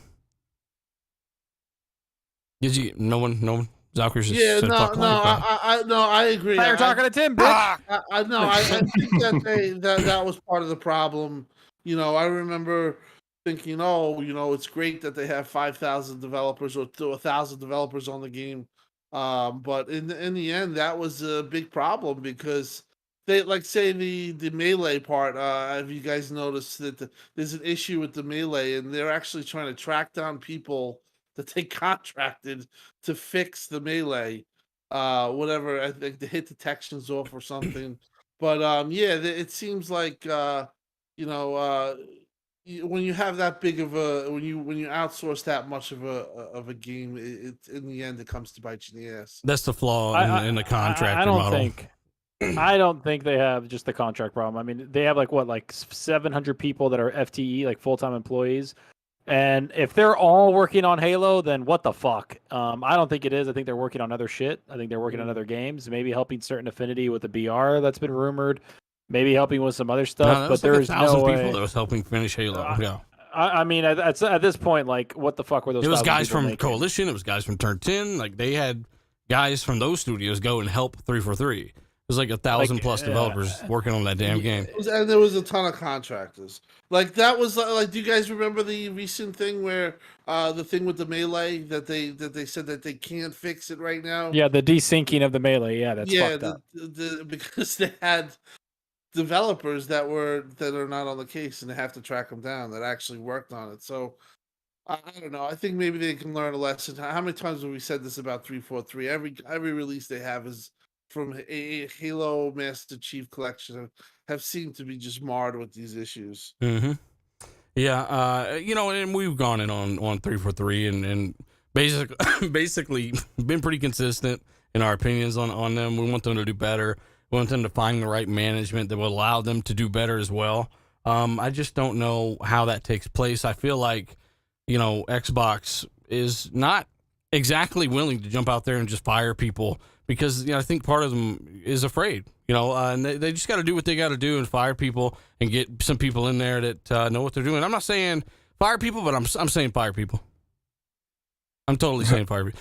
You're toxic. I'm just saying, like, as a person that invested a lot of time in the game and was excited for the game, I just think there's no excuse for some of the stuff that we've talked about with Infinite. And the best part is, though, the game is actually a blast. Like the gunplay, all the weapons in that game, they're all underrated. I think they're some of the best guns in games.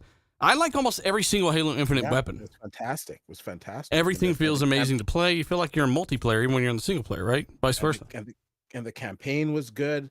Like it's a good game, which makes it even harder to swallow this pill. Like it was a great game. If they had launched the co-op at the same time and updated, the multiplayer the way it should be updated, we'd be talking about this game.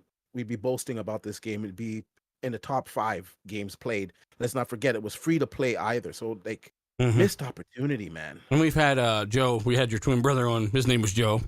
He was like one of the lead animators for Halo Infinite.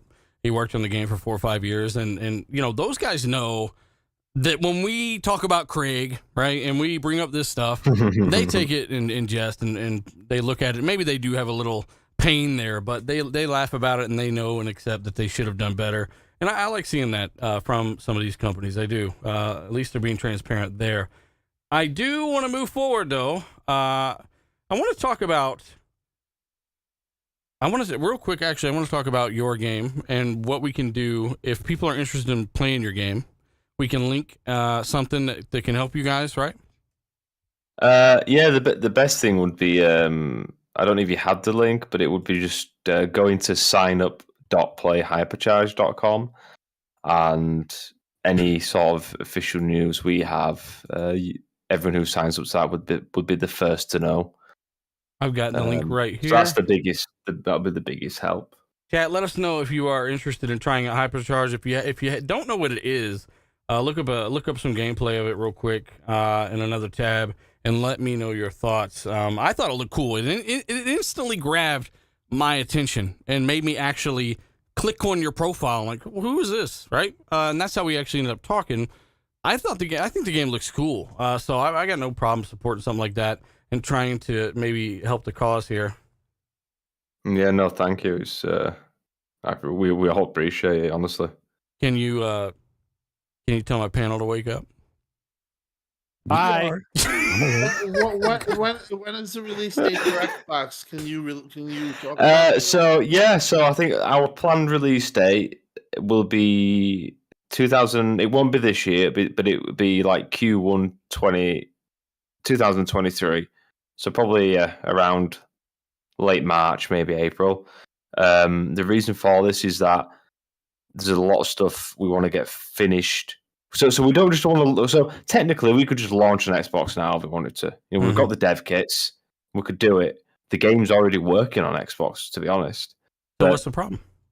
Well, when we have so much, it's not that it's a problem. It's that we want to give Xbox players the best version of our vision for the game possible. So, for example, we're already nearly complete. We've already nearly completed the story campaign, which is going to be added to the main game mode, and that includes like having a main villain. It includes understanding what your objective is, and a lot of other quality of life things. And then we're completely overhauling the PvP game mode. I don't know if you guys saw, but we're making a time. Do you remember Time Splitters Virus? Yeah. We're making our sort of spin-off version of that. I mean, basically, it's Virus inspired by Time Splitters. And then just a complete overhaul of the user interface. Like, it's going to be such a different game again. Hypercharge is an evolving product. And when we launch in 2023, we're very comfortable that we'll we'll be very happy with it, and we will have known that we've listened to the feedback we can while still keeping our vision for what we want. But we'll be comfortable with where the game is, and we've just done the best we can. So that's why we're not launching it now. We want to get all this new content in, because as we kind of talked about, first impressions count. It is important, and we want to get the best first impression possible when we launch. Well, and that's what we spoke to Xbox about as well, and they know all this, and they've been supportive about it as well. Well, I mean, it's good that they know this stuff, and two, they know about the state of the game running on the console, and basically what are pretty easy hurdles to get over once course is chosen, right? Yeah. No, they are. Speaking of first impressions here, we got Kumar in the chat, who is damage control in Halo. Knock this shit off, man. It's because of motherfuckers that damage control everything. Halo could literally come out and fucking Master Chief could not have, I don't know, there's no way I can pull myself out of this. What I'm trying to say is it could be really fucked up, and you guys would still fucking make excuses for it. It doesn't benefit you in any way to do that. You don't owe them $1. You don't owe them a damn thing. So, just expect a good product, man, and praise them for doing good work. That's what they want. They don't want this false sense of security that's led by an army of people that damage control every fucking thing. Like that Xbox Live price hike that was $120 a year. Guys were in this chat damage controlling that. It gets old, man. That's all I'm saying. It does. Fuck Savage. I'm looking at Hypercharge. Say something. Come on. Stuff. I'm listening. You're a panel member, not an audience member. Let me go in the other room and tuck this motherfucker in. It sounds like you're about to go to sleep. Yeah, I mean, at the end of the day, Kumar, no offense. No offense, I'm listening. No offense, but, I don't think they should be listening to people that don't see any fucking wrong. You gotta listen to people that kind of acknowledge both sides. And what you just said, that's the opposite of that. And we're not saying that the game is a bad game by any means. We said it, the game is a good game, that the multiplayer was fun, the campaign was fun. Dealer talked about the weapons are the best weapons in a shooting game. We like the game, but let's call a spade a spade. There's no ray tracing. There's still no co-op. There's glaring problems. We talked about how they have to go and get the hired staff to come back to fix the problems of the game. So if you want to walk with blinders, like, come on, man, let's just keep it real. You want something good, you have to be honest about it in order to get the product that you deserve and want. Like, come on, keep it real, guys. And a lot of people in the chat, Joe, I don't know if you've seen this, but when we posted a link, a lot of guys were actually thought the game looked really, really cool, and people had already heard about it before you were even on the show. So I mean, it is definitely something. I haven't personally played it. I will just say that I will link that link down in the comment section, and you guys can, if you want to, go and support the game coming to Xbox. It looks really cool. It looks interesting. Zalker, did you play the demo? Downloaded it, haven't downloaded it, and then he told me all this stuff. I'm looking forward to it. It kind of reminds me of, like, I don't know, Joe. It reminds me of like Army Men back on the N64 day. Yeah, Sarge's Heroes. Yeah, it reminds me of that.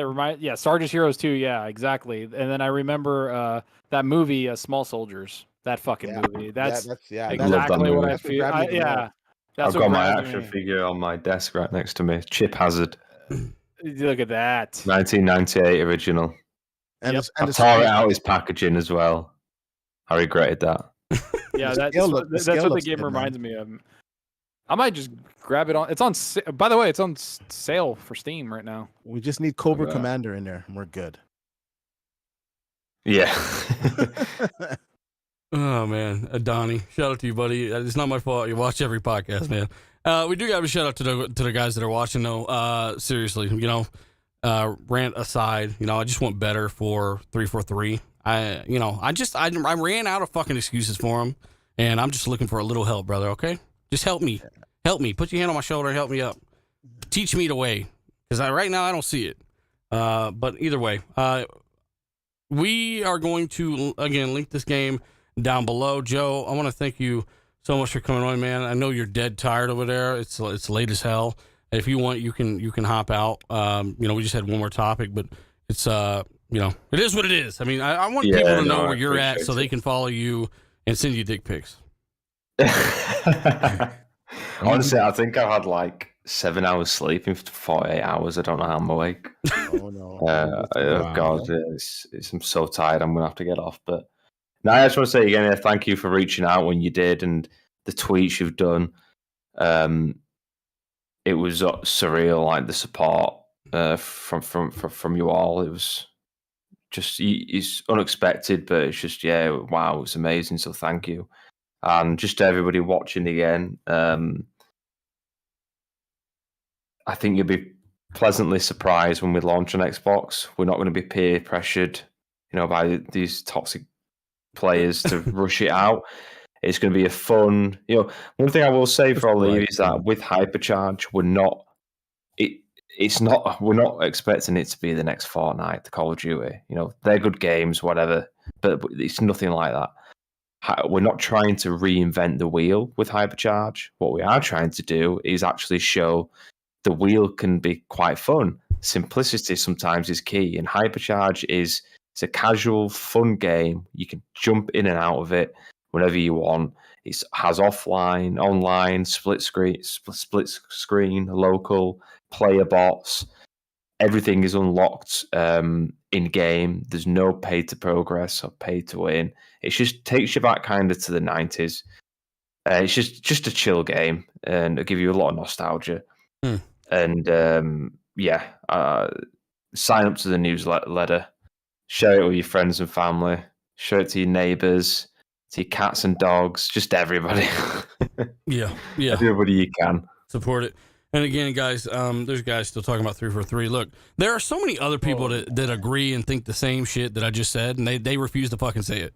They don't want to put up with this shit. Listen, I'm a big 343 fan, or I was a big 343 fan. But there comes a time where you have to be a little bit honest. And listen, and the people in the chat, I understand you want to see them do well. I want to see them come out in season 3, whenever, and really knock our socks off and have 100,000 people concurrent. I would want that from just for them, but there is something. I think this comes a point where you look at something and you say, you have a history of this. You have a history of issues, and you really haven't had a history of something change. So at this point, I do think that they still can get their game back, but there might have to be a culture change, or there might have to be things that change. And for me to say that, and I like I said, I'm here. I've always been a defender of them and said, give them a shot. They can hit the release date. I was very happy to hit the release date, but the way they handled post launch is inexcusable. You had them go radio silent, which I understand was because they probably were overworked and they tried to hit a deadline. But again, as people talked about, this is your key franchise. They got to do better than that, and I think that's all that we're asking here. We're not bashing them. At least I'm not. I don't think Dealer is either. I just think they just want better from the whole situation. And at this point, you have to be critical of them, because this is just too much. It's been too much. And Halo MC on. There's so many you can go on from all their things. They've had a lot of issues. Mm-hmm. Yeah, they have. In Hectic World, I get what you're saying, and again, I know you've been a long time supporter of the show. You're even a fucking member. I understand what you're saying, but Xbox know when they do great things as well. That doesn't mean that I'm not going to tell them they did something great. So yes, they know they fucked up Halo. Yes, they did. Yes, they do. But we're allowed to express opinions and kind of, I'm genuinely frustrated about it, because I'm genuinely a fan of what this game, brought to me as it was, and it just sucks. Without the post-launch ball on its face, the game we wouldn't be talking about this shit. I wanted them to be able to run out of this with a big W, and they did make a pretty good game, but the post-launch stuff and the bugs and the issues and tracking down contractors that moved to Arkansas, and this is it's not ideal, man. And hopefully to get that wrangled in. I do get what you're saying. By the way, Zalker. Yes, sir. You want to grab these super chats, buddy? Oh my God, there's so many now. You fuckface. Let's see. So we got. Let me make sure I'm finding them. So we had the Hargreave one. We had that one. There we go. So Nano Polymath says, "Can I play a little green soldier, Joe? Can I? Can I please?" No, but you can punch a little green soldier in the face, or you can melt one with a flamethrower. I'm down. That sounds better. That sounds like a lot more better. I want to melt the fuck Keep out. going, Zalk. You're making it weird. We got Clutchman01. He says, not sure if anyone mentioned this. Just tuning in. If the new test drive and NFS come out this year, I'm totally fine with Forza in early 2023. I can't wait for Forza Motorsport. Holy shit. I can't wait for the goddamn game that's coming out like in 2 weeks, or the DLC. The Hot Wheels. Hot Wheels, yeah. Yeah, we got Risk It. Your game looks graphically good. Get that shooting right and show be apples. Dealer, but Halo is perfect. It's just jam-packed with content. What do you mean? Yeah, that's sarcasm. Me and Risk It were in a party yesterday, and we were ranting about the same damn thing, and that's okay. That's how you know we care, okay? We're not just some motherfuckers up here talking for no reason. But you don't have to agree with us. Let us know. Also, hit the like button if you haven't. Tell a buddy or two about the show. I want to give Joe a proper outing with the muskets and everything. We'll send them out. Where can people find you, man? And have you been playing anything here lately? Besides your game? I have been playing a little bit of Project Zomboid. I don't know if you've heard of that. No. It's on Steam. It's a very hardcore zombie survival game. Very hardcore, like a top down, and it's pretty fun. And then I've just been playing some GTA Online, just goofing. What was the game called? Project Zomboid. Oh my fucking god! I know my buddies have been playing that. They want me to play it. It's so derpy weird. You know, honestly, like when I first played it, my friend got me into it a few last month. I really didn't like it, but then all of a sudden it just clicks. And if you do like survival games, and especially like zombies, I will say it's the most realistic and tense zombie survival game I've ever played. Like, it's actually amazing how in depth and detailed it is. Like, it's my friend died because really a garage didn't close, and he was trying to run from these zombies, and he couldn't close the garage, and he's like, "Fuck, fire!" And then they just started eating him, and he's like, "No!" Dude, he's like, "This is amazing!" Get ripped in half. Oh, dude, he died, and then he was like, "Shit!" And you got to start all over. Character's gone. There's a lot. It's like the aiming on it. It feels like it's clunky, but it's actually very skill based. It's smart. It's smart how they've done it. It's very addictive. Yeah. But that's the main thing. But to honest, game developers in general, like I think it's probably a common trend. We don't play as many games as people think. Because you get a little bit put off it to some degree because, you know, your job, you kind of don't want to go onto another game. You want to do something else. At least that's what it feels like a bit for me.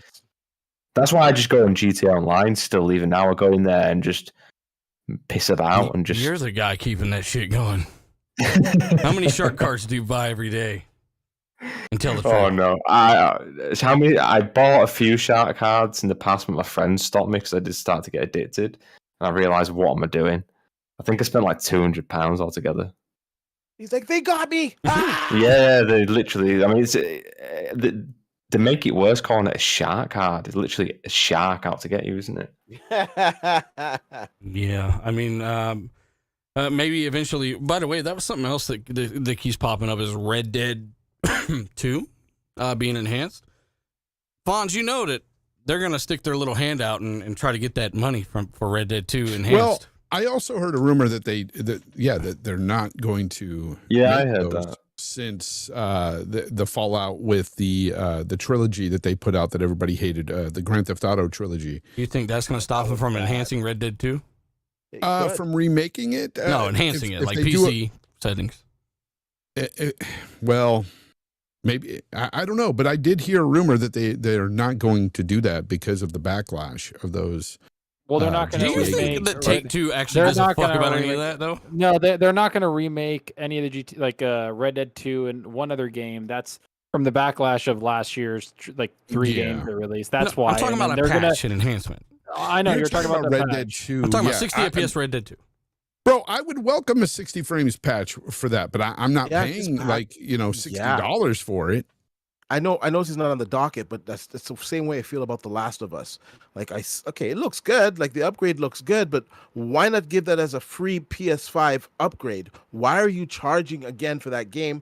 Listen, we've all played that game so many times. Yeah, it's got a nicer coat of paint on it, But I'm not paying full price for that game. No freaking way. Maybe if it was $10, $15 add-on or something, sure. But it should be a free upgrade, just like most of the time on PC. If the game gets upgraded, it just gets upgraded. They don't charge you again. Joe's game, it's gonna get upgraded on PC. He's not gonna charge people again for that upgrade. It's just gonna get upgraded because you have a copy of the game. Mm-hmm. And two, as we're sending Joe out, I got to give a shout out to people like Darnell, people like Black Bolt, and of course Bud the Cyborg, guys that are having conversations about this stuff, and you know, they heard me say all that shit, and there was no crazy response. Like they're like, oh, okay, you know, he's got an opinion. I just want to say thanks to you guys for giving us your opinions, because it's nice to know that, you know, other perspectives, man. But Joe, seriously, thanks for coming on, man. I'm looking forward to playing the game, man. If it's already running on the Series X, you got the dev kits. We need to get a hold of Aaron Greenberg or somebody and have something happen. Yeah, get a demo out. I think a demo would be good to get out in the meantime to hold people over, personally. But hey, it's not my. I think though, like it's still the same thing applies though, like as the first impression. I mean, if you're talking like a very small internal demo, but if you're talking about a public one, I still wouldn't like want to release it when we don't feel it's ready, because it's that first impression. It's just it's the internet, isn't it? Like you say. But I'll tell you one thing I am going to try and do before I go is I really, really want to try and push hard for this. If whatever would happens, Game Pass or pre-orders, I want to have people the first people who pre-order the game or sign up to Game Pass a limited time. I'd love it so you get an unlockable Master Chief action figure you can play as in the game. I think that would be so cool, and I'm going to mention it to them. I'd be so down for that. That'd be dope. That would be dope. That's pretty smart. You know what? Stick to your vision, buddy. Cheers. Yeah. Thanks for. It's all a work in progress. Thanks for coming on though, man. I'm gonna definitely link it in below. Where can people find you, by the way? Me personally, I'm on Twitter. It's Twitter at indiegamejoe.com. So just indiegamejoe. I'm so tired. Twitter at indiegamejoe. That's INDIE and then just game JOE. I think you're going to see an influx of people that you know think your game looks awesome, man. I don't know. You said 2023, right? You think that might be a window that you'll hit? It will definitely be in 2023. Yeah, I reckon around probably April. But it depends if we're on good track at the moment. But it just depends if other things get in the way, you know, life. But I mean, you guys, I'll definitely hook you up with a copy of the game, and I'd love for you to play it on your channel as well. That'd be awesome. When the time comes, I'll keep you all in the loop. Look forward to trying it out, man. You got me on Twitter, and again, man, thanks for coming by. And chat, be sure and follow Joe and let him know your thoughts on his game. I'll link that down below. And Joe, you can do whatever you'd like at this point, sir. Yeah, no, thank you. You know what I just tried to do then? I've got the YouTube channel open on one monitor, and I was like getting ready to click my icon. That's how tired I am. Go to sleep, man. Yep. All right, guys. Nice speaking. Take care. And cheers to everybody watching as well. Bye-bye. See you too, man. Have a good one. Zalker. Sir. You're a bitch. Also, we have one more. Why are you such an asshole to everybody? You didn't even let me finish. I said, also, we have one more. 343 toxic man. Yeah, shit. Listen. All right. I want to talk about Greenberg's tweet. All right. Ooh. Maybe Fonz will have something to say on this one. So yeah, I'm just gonna keep giving you shit forever, Fonz.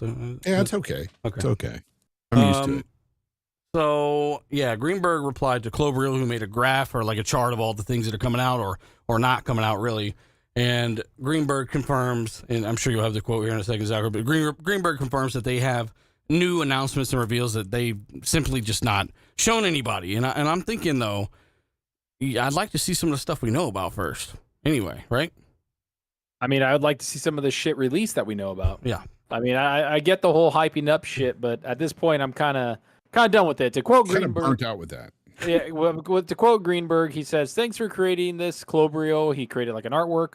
Love your work. Impressive list to see, especially knowing there's a lot more in the works. And I get it. Like, hey, there's a lot more in the works that we don't even know about, but release the games that you do have, and maybe you can start talking about those other ones. Xbox has done this a lot where they talk about, like, oh, we're excited for things that are not even like announced. Like Phil's said that before. It's like at some point that becomes a little hollow to me. Start giving us the shit that we know about, and then start talking about those games later. Like, I don't know. Like, it's becoming tiresome. See, I want that I shit want to know what the chat thinks on this, because I kind of disagree a little bit. I don't mind the fact that he's like, look, we got even more shit, but then that does give me PTSD when I'm thinking Phil saying, I'm more excited for the stuff we didn't show, right? I just, I don't mind the tweet at all. I think that it's cool that he's like, hey, listen, this is Greenberg's way, and I've talked to Greenberg a lot. This is Greenberg's way of telling you, look, I know that list is looking a little sparse, Cloverreal, but guess what? We have more shit that we did not announce yet, which is true. They have 40 fucking teams doing who knows what, right? So he's not lying, but yeah, I mean, it was just kind of, I thought it was notable. He did reply to Cloverreal and said they do have more stuff that they haven't shown yet. That's something at least notable to me, Fonz. Yeah, definitely. I mean, it does kind of allude to that, but I'm with Zocker in that it's for me. I want to see it. I want to see what's going on. I want the games to come out. Damn it, that's what I really want. I don't want to keep us at bay and dangling these carrots in front of us. Them to just say we've got this coming at some point. Who knows when? No. I want some, like, I guess I would want some firm dates and stuff on things, on big games. Yeah, I mean, especially with Starfield, like next year, they say, first quarter, right? Or, within this 12 months period. I want a date on that. I want them to put, I want them to solidify this stuff and make sure it does come out on time. And yeah, Xbox needs to do something about their first party AAA games, man. We really need to see some of that stuff. Did they put a firm date on even Forza Motorsport or just first quarter? Yeah. See, that's the kind of thing, like, you can say, oh, this is coming out next year, first quarter, but you don't know exactly when. Is it the beginning of the year? Is it more towards the end of the first quarter? Like, that's the kind of stuff that I want. Like, I want to know this stuff. I don't even think they know. Yeah, I mean, I don't think they know. Dead time. I think dates are done. I think dates are gone. The 3 games are supposed to be within the 12 months. Yeah. That's what the whole fucking thing was about. Preach to him. Yeah. Yeah. Well, that's why I said I didn't ton really of games think... are coming. Mm-hmm. The bottom line is a shit ton of games are coming, and I do recognize what you guys are saying too. It's like enough's enough, But yeah, I mean, it's going to be pretty ridiculous at one point. But until we get there, that's when we'll really enjoy it. I truly believe 2023 is the year that we get there. When they start to be released, we're gonna fucking jump out of the window. You know what? If you look at the time when everybody got their acquisitions, I understand that. Hopefully, we're gonna have Activision jumping on board at the end of this year. I honestly, I know we say wait the next E3, and all this shit. You said that, I hear it. I know. hear it. But this is the matter. This is the truth of the fact. All those studios, they've had them for quite some time now, and they're gonna start producing games that are gonna come out on the regular. And when those studios are done releasing their games, there's going to be a whole nother line of studios releasing their games, and then another line of studios releasing their game, and then the first line is going to come back. So it's going to a nice, warm, fuzzy feeling, right? It's a warm, fuzzy feeling to feel that way and to look at it that way. But in reality, we're not seeing that yet. And until we do, and I'm not saying it won't happen, because it could very well happen, and it could start next year. But as Luca told me on my show the other day, there's something seriously wrong. Luca said to me, she goes, but what happens if those games that are supposed to come out next year don't? And she's right. I mean, sometimes things happen and they delay games. And then it's like, well, wait till 2024. That's when it's going to start, guys. In 2024, man, the games are going to be rolling in. And then in 2025, it's going to be amazing. Yeah, but by the flip side, too, I get that, but on the flip side too, if you really look at the situation and you know the way it is, they just and Activision hits. I can't imagine what these people who've been and it's not really people here. Lose their shits. Like listen, the big domino to fall. I've said this ad nauseum now is that Activision. Once that Activision thing falls, it's a wrap. Everything's gonna fall into place. They'll get Diablo day one in Game Pass. And I have to say, listen, the way they've handled it, the agreement that they just had with the CWA union, which is my union that I actually work for, which endorsed the Activision. This guy Brad Smith, listen, this deal's going to get done more likely. They've handled this the best possible way you can handle it. They are honestly, I have to give them a compliment for even though we're 6 months in, 8 months in, they haven't talked. They've done all the things that they've recognized the union. They fired Alex Kipman. They know how critical it is. And this deal is going to get done. And when that deal gets done, I just really kind of feel like that's going to be the starting point of this. Well, the starting point was buying. Okay. Wait, hold on. The starting point was them buying Bethesda, and that went through. And we haven't had a Bethesda first party game in 2 years. Like I'm just saying. Listen, I'm just saying this whole thing. I get it. I get what's going on. You build up hype. I understand it wholeheartedly. We just had a show where you showed us everything coming in 12 months.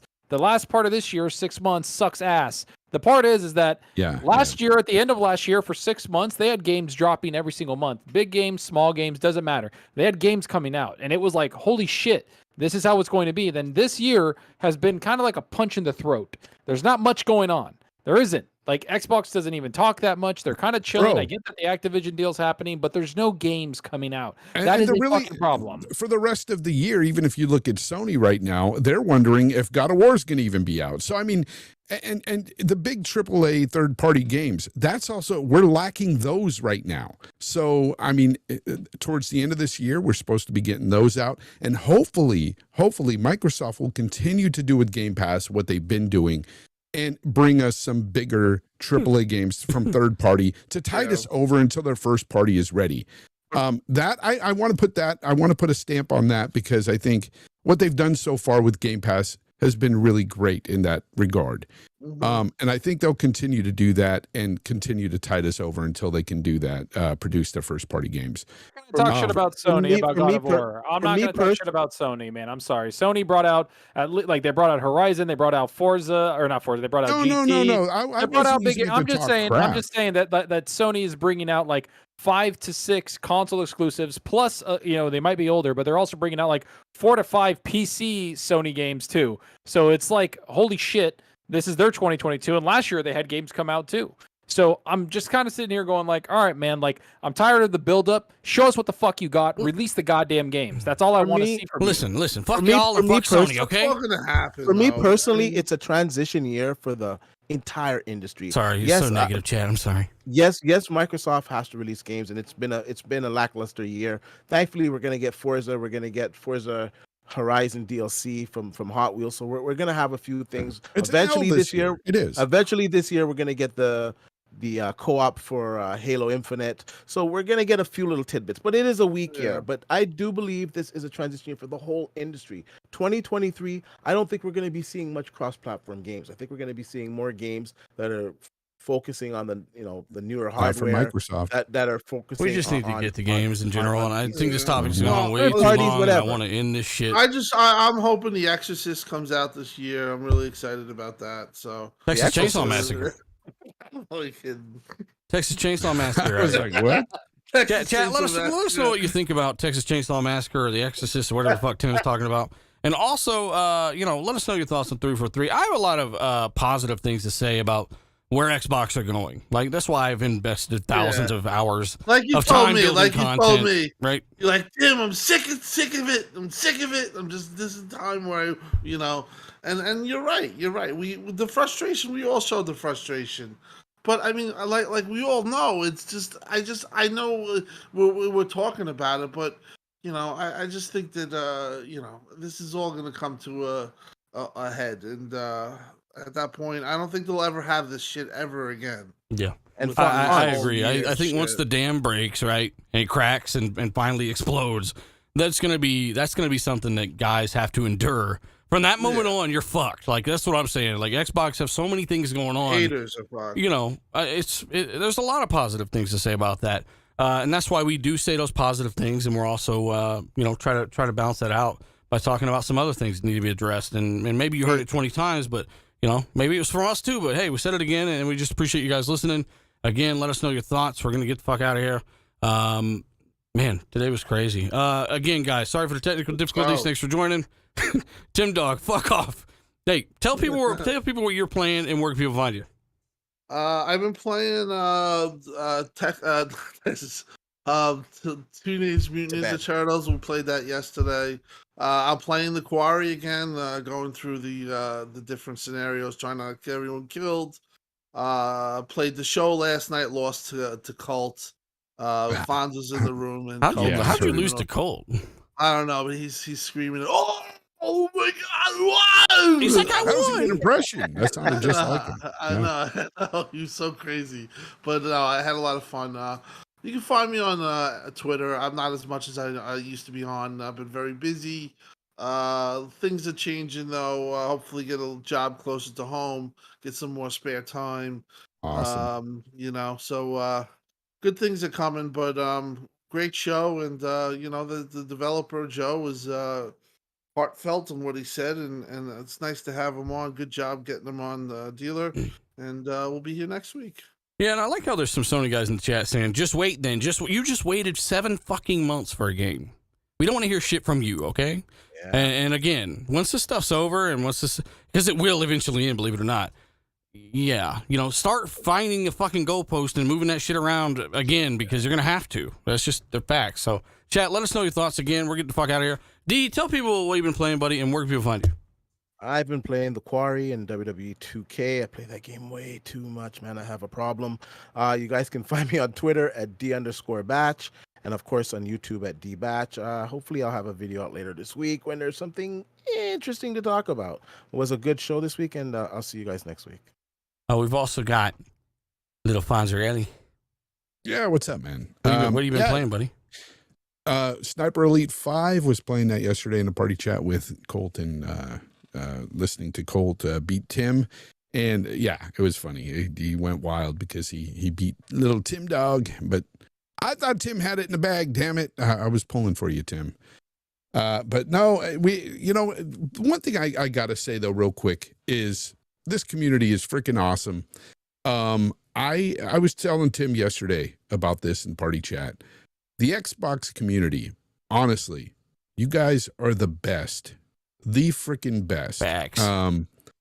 You guys are constantly I know there's toxic people all over on either side of this whole freaking console war mess and everything. But the Xbox community, seriously, you guys are the most level-headed people out there for sure. And I want to thank you guys for that. Chat, you're awesome, as usual. You can find me at Fonz Gaming, Fonzarelli Gaming. You can type in Fonz Gaming now and find me here on YouTube and on Twitter at Fonz Gaming. Because a lot of people were telling me they didn't know how to spell Fonzarelli. Well, you don't have to anymore. You can find me there. Fonz Gaming, guys. So, and next up, you can find him at his mixer fixing his fucking audio. Yeah, what happened? What the fuck? You jacked up the blow end or something. It's like it's Discord, bro. It's something's wrong with my system with Discord. I don't know what it is. People are complaining about it. Mm-hmm. Well, again, follow Fonz at Fonz Gaming now. Also, or Fonzarelli. Yeah, you can type in either. You'll find me. You got any other names out there? Nope. None of them. Nope. No I'm not grounded anymore. Names? All right, Zalker, what have you been playing, buddy? Where can people find you?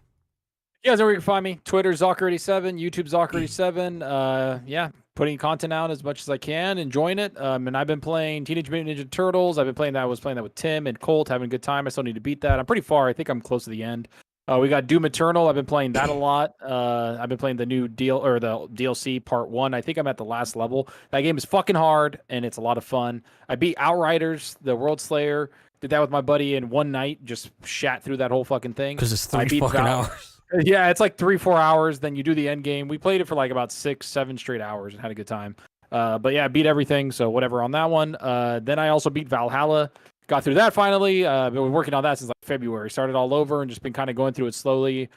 So a lot of fun. Actually enjoyed the ending so far. So yeah, it's pretty good. And then Scarlet Nexus is another game I've been playing. Shit. I know. I've been trying to play Scarlet Nexus, Fall Guys, and Grim Dawn. Those are the 3 games I've been playing a lot of. And so, there's a big Steam sale, and Grim Dawn was like $3. So I was just like, fuck it. Diablo type game and a lot of fun. About 5-6 years old, but it's pretty cool. And then Scarlet Nexus, my first JRPG, and I have to say, it's actually not that bad. I'm enjoying the combat. The story in the beginning, I was like, eh. And then it finally got better and a little more serious, and I've been enjoying it. So, fucking a lot of games been playing a shit ton. Oh, and even fucking Vanguard with you, bro, doing zombies when you leave me every time. God damn it. Yeah, I just can't stomach being in the same room as a PC gamer. I know, it hurts your I had heart. to leave the lobby, and that's he how was my so internet. mad because he had like 300 less killed. Oh my god, you did die like you one your internet, and then 2 you got like wings, and the other one you're like, all right, I gotta go, my girl's here, and I'm like, god damn it, and zombies are like, yeah, your friend's not here, bitch. Yep. Keyboard and mouse. D-Batch, did I do your intro or outro? Yeah, you did, yeah. Guys, again, thanks for watching. We're not going to agree on everything. You guys have seen the literally thousands and thousands and thousands of hours that I put into the content on the channel, like these production videos that I do. My last video, right, for example, takes hours and hours and hours to make. And I do that stuff because I like the platform more than anything. I've never changed. I've never shown anything else to be true, where a lot of people have, right? Everyone here is just telling you what they think, and hopefully you guys appreciate that. Also, Zauker, cue up these super chats real quick. Can't leave these behind, but I do gotta let people know. I'm doing another giveaway here for Patreon as well. I'll link that in the Discord probably tomorrow. So we're just giving away games there. And also, big shout out to everyone that just turned up and rocked out with us tonight. Again, Zauker, go ahead and get I got it. So we got Jonas the Dad. He says, RDX, all about community, support, and gaming. Yes, we are. Without you guys, we are nothing, to be honest. Facts.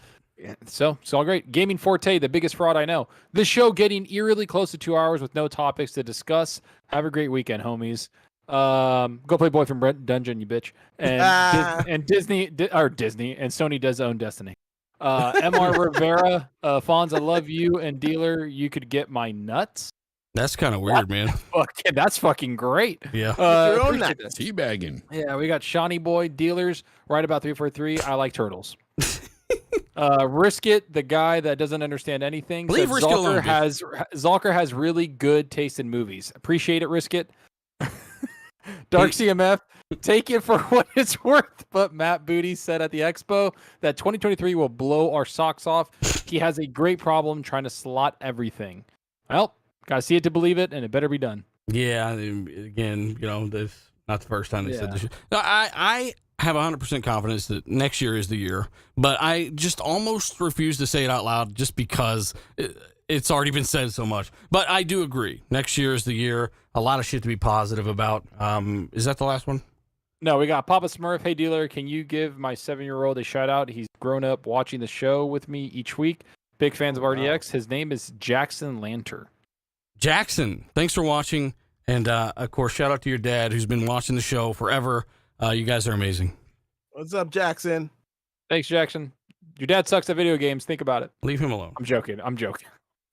Shout out to Valorian as well, for Havoc, Xbox Obi, all the mods, UK Lad, Travis, as well as Baka 72, and number one. What the fuck? It's what is it? It's ABC. Baka is way faster. And shout out to Risk It and again Boba Fett for showing up and watching the show and all that stuff, guys. So we're gonna get the fuck out of here. Follow me on Twitter at dealer_gaming, and of course here on YouTube, Xbox Live II space dealer space II. And of course, just shoot me a message there. We can play some zombies or something. I've been jumping in with a lot of people here lately. It's great. And again, this is Zombies Vanguard, Xbox Series X. Let us know your thoughts. We're out. Later, everybody. Later. Turn it off. I just burped.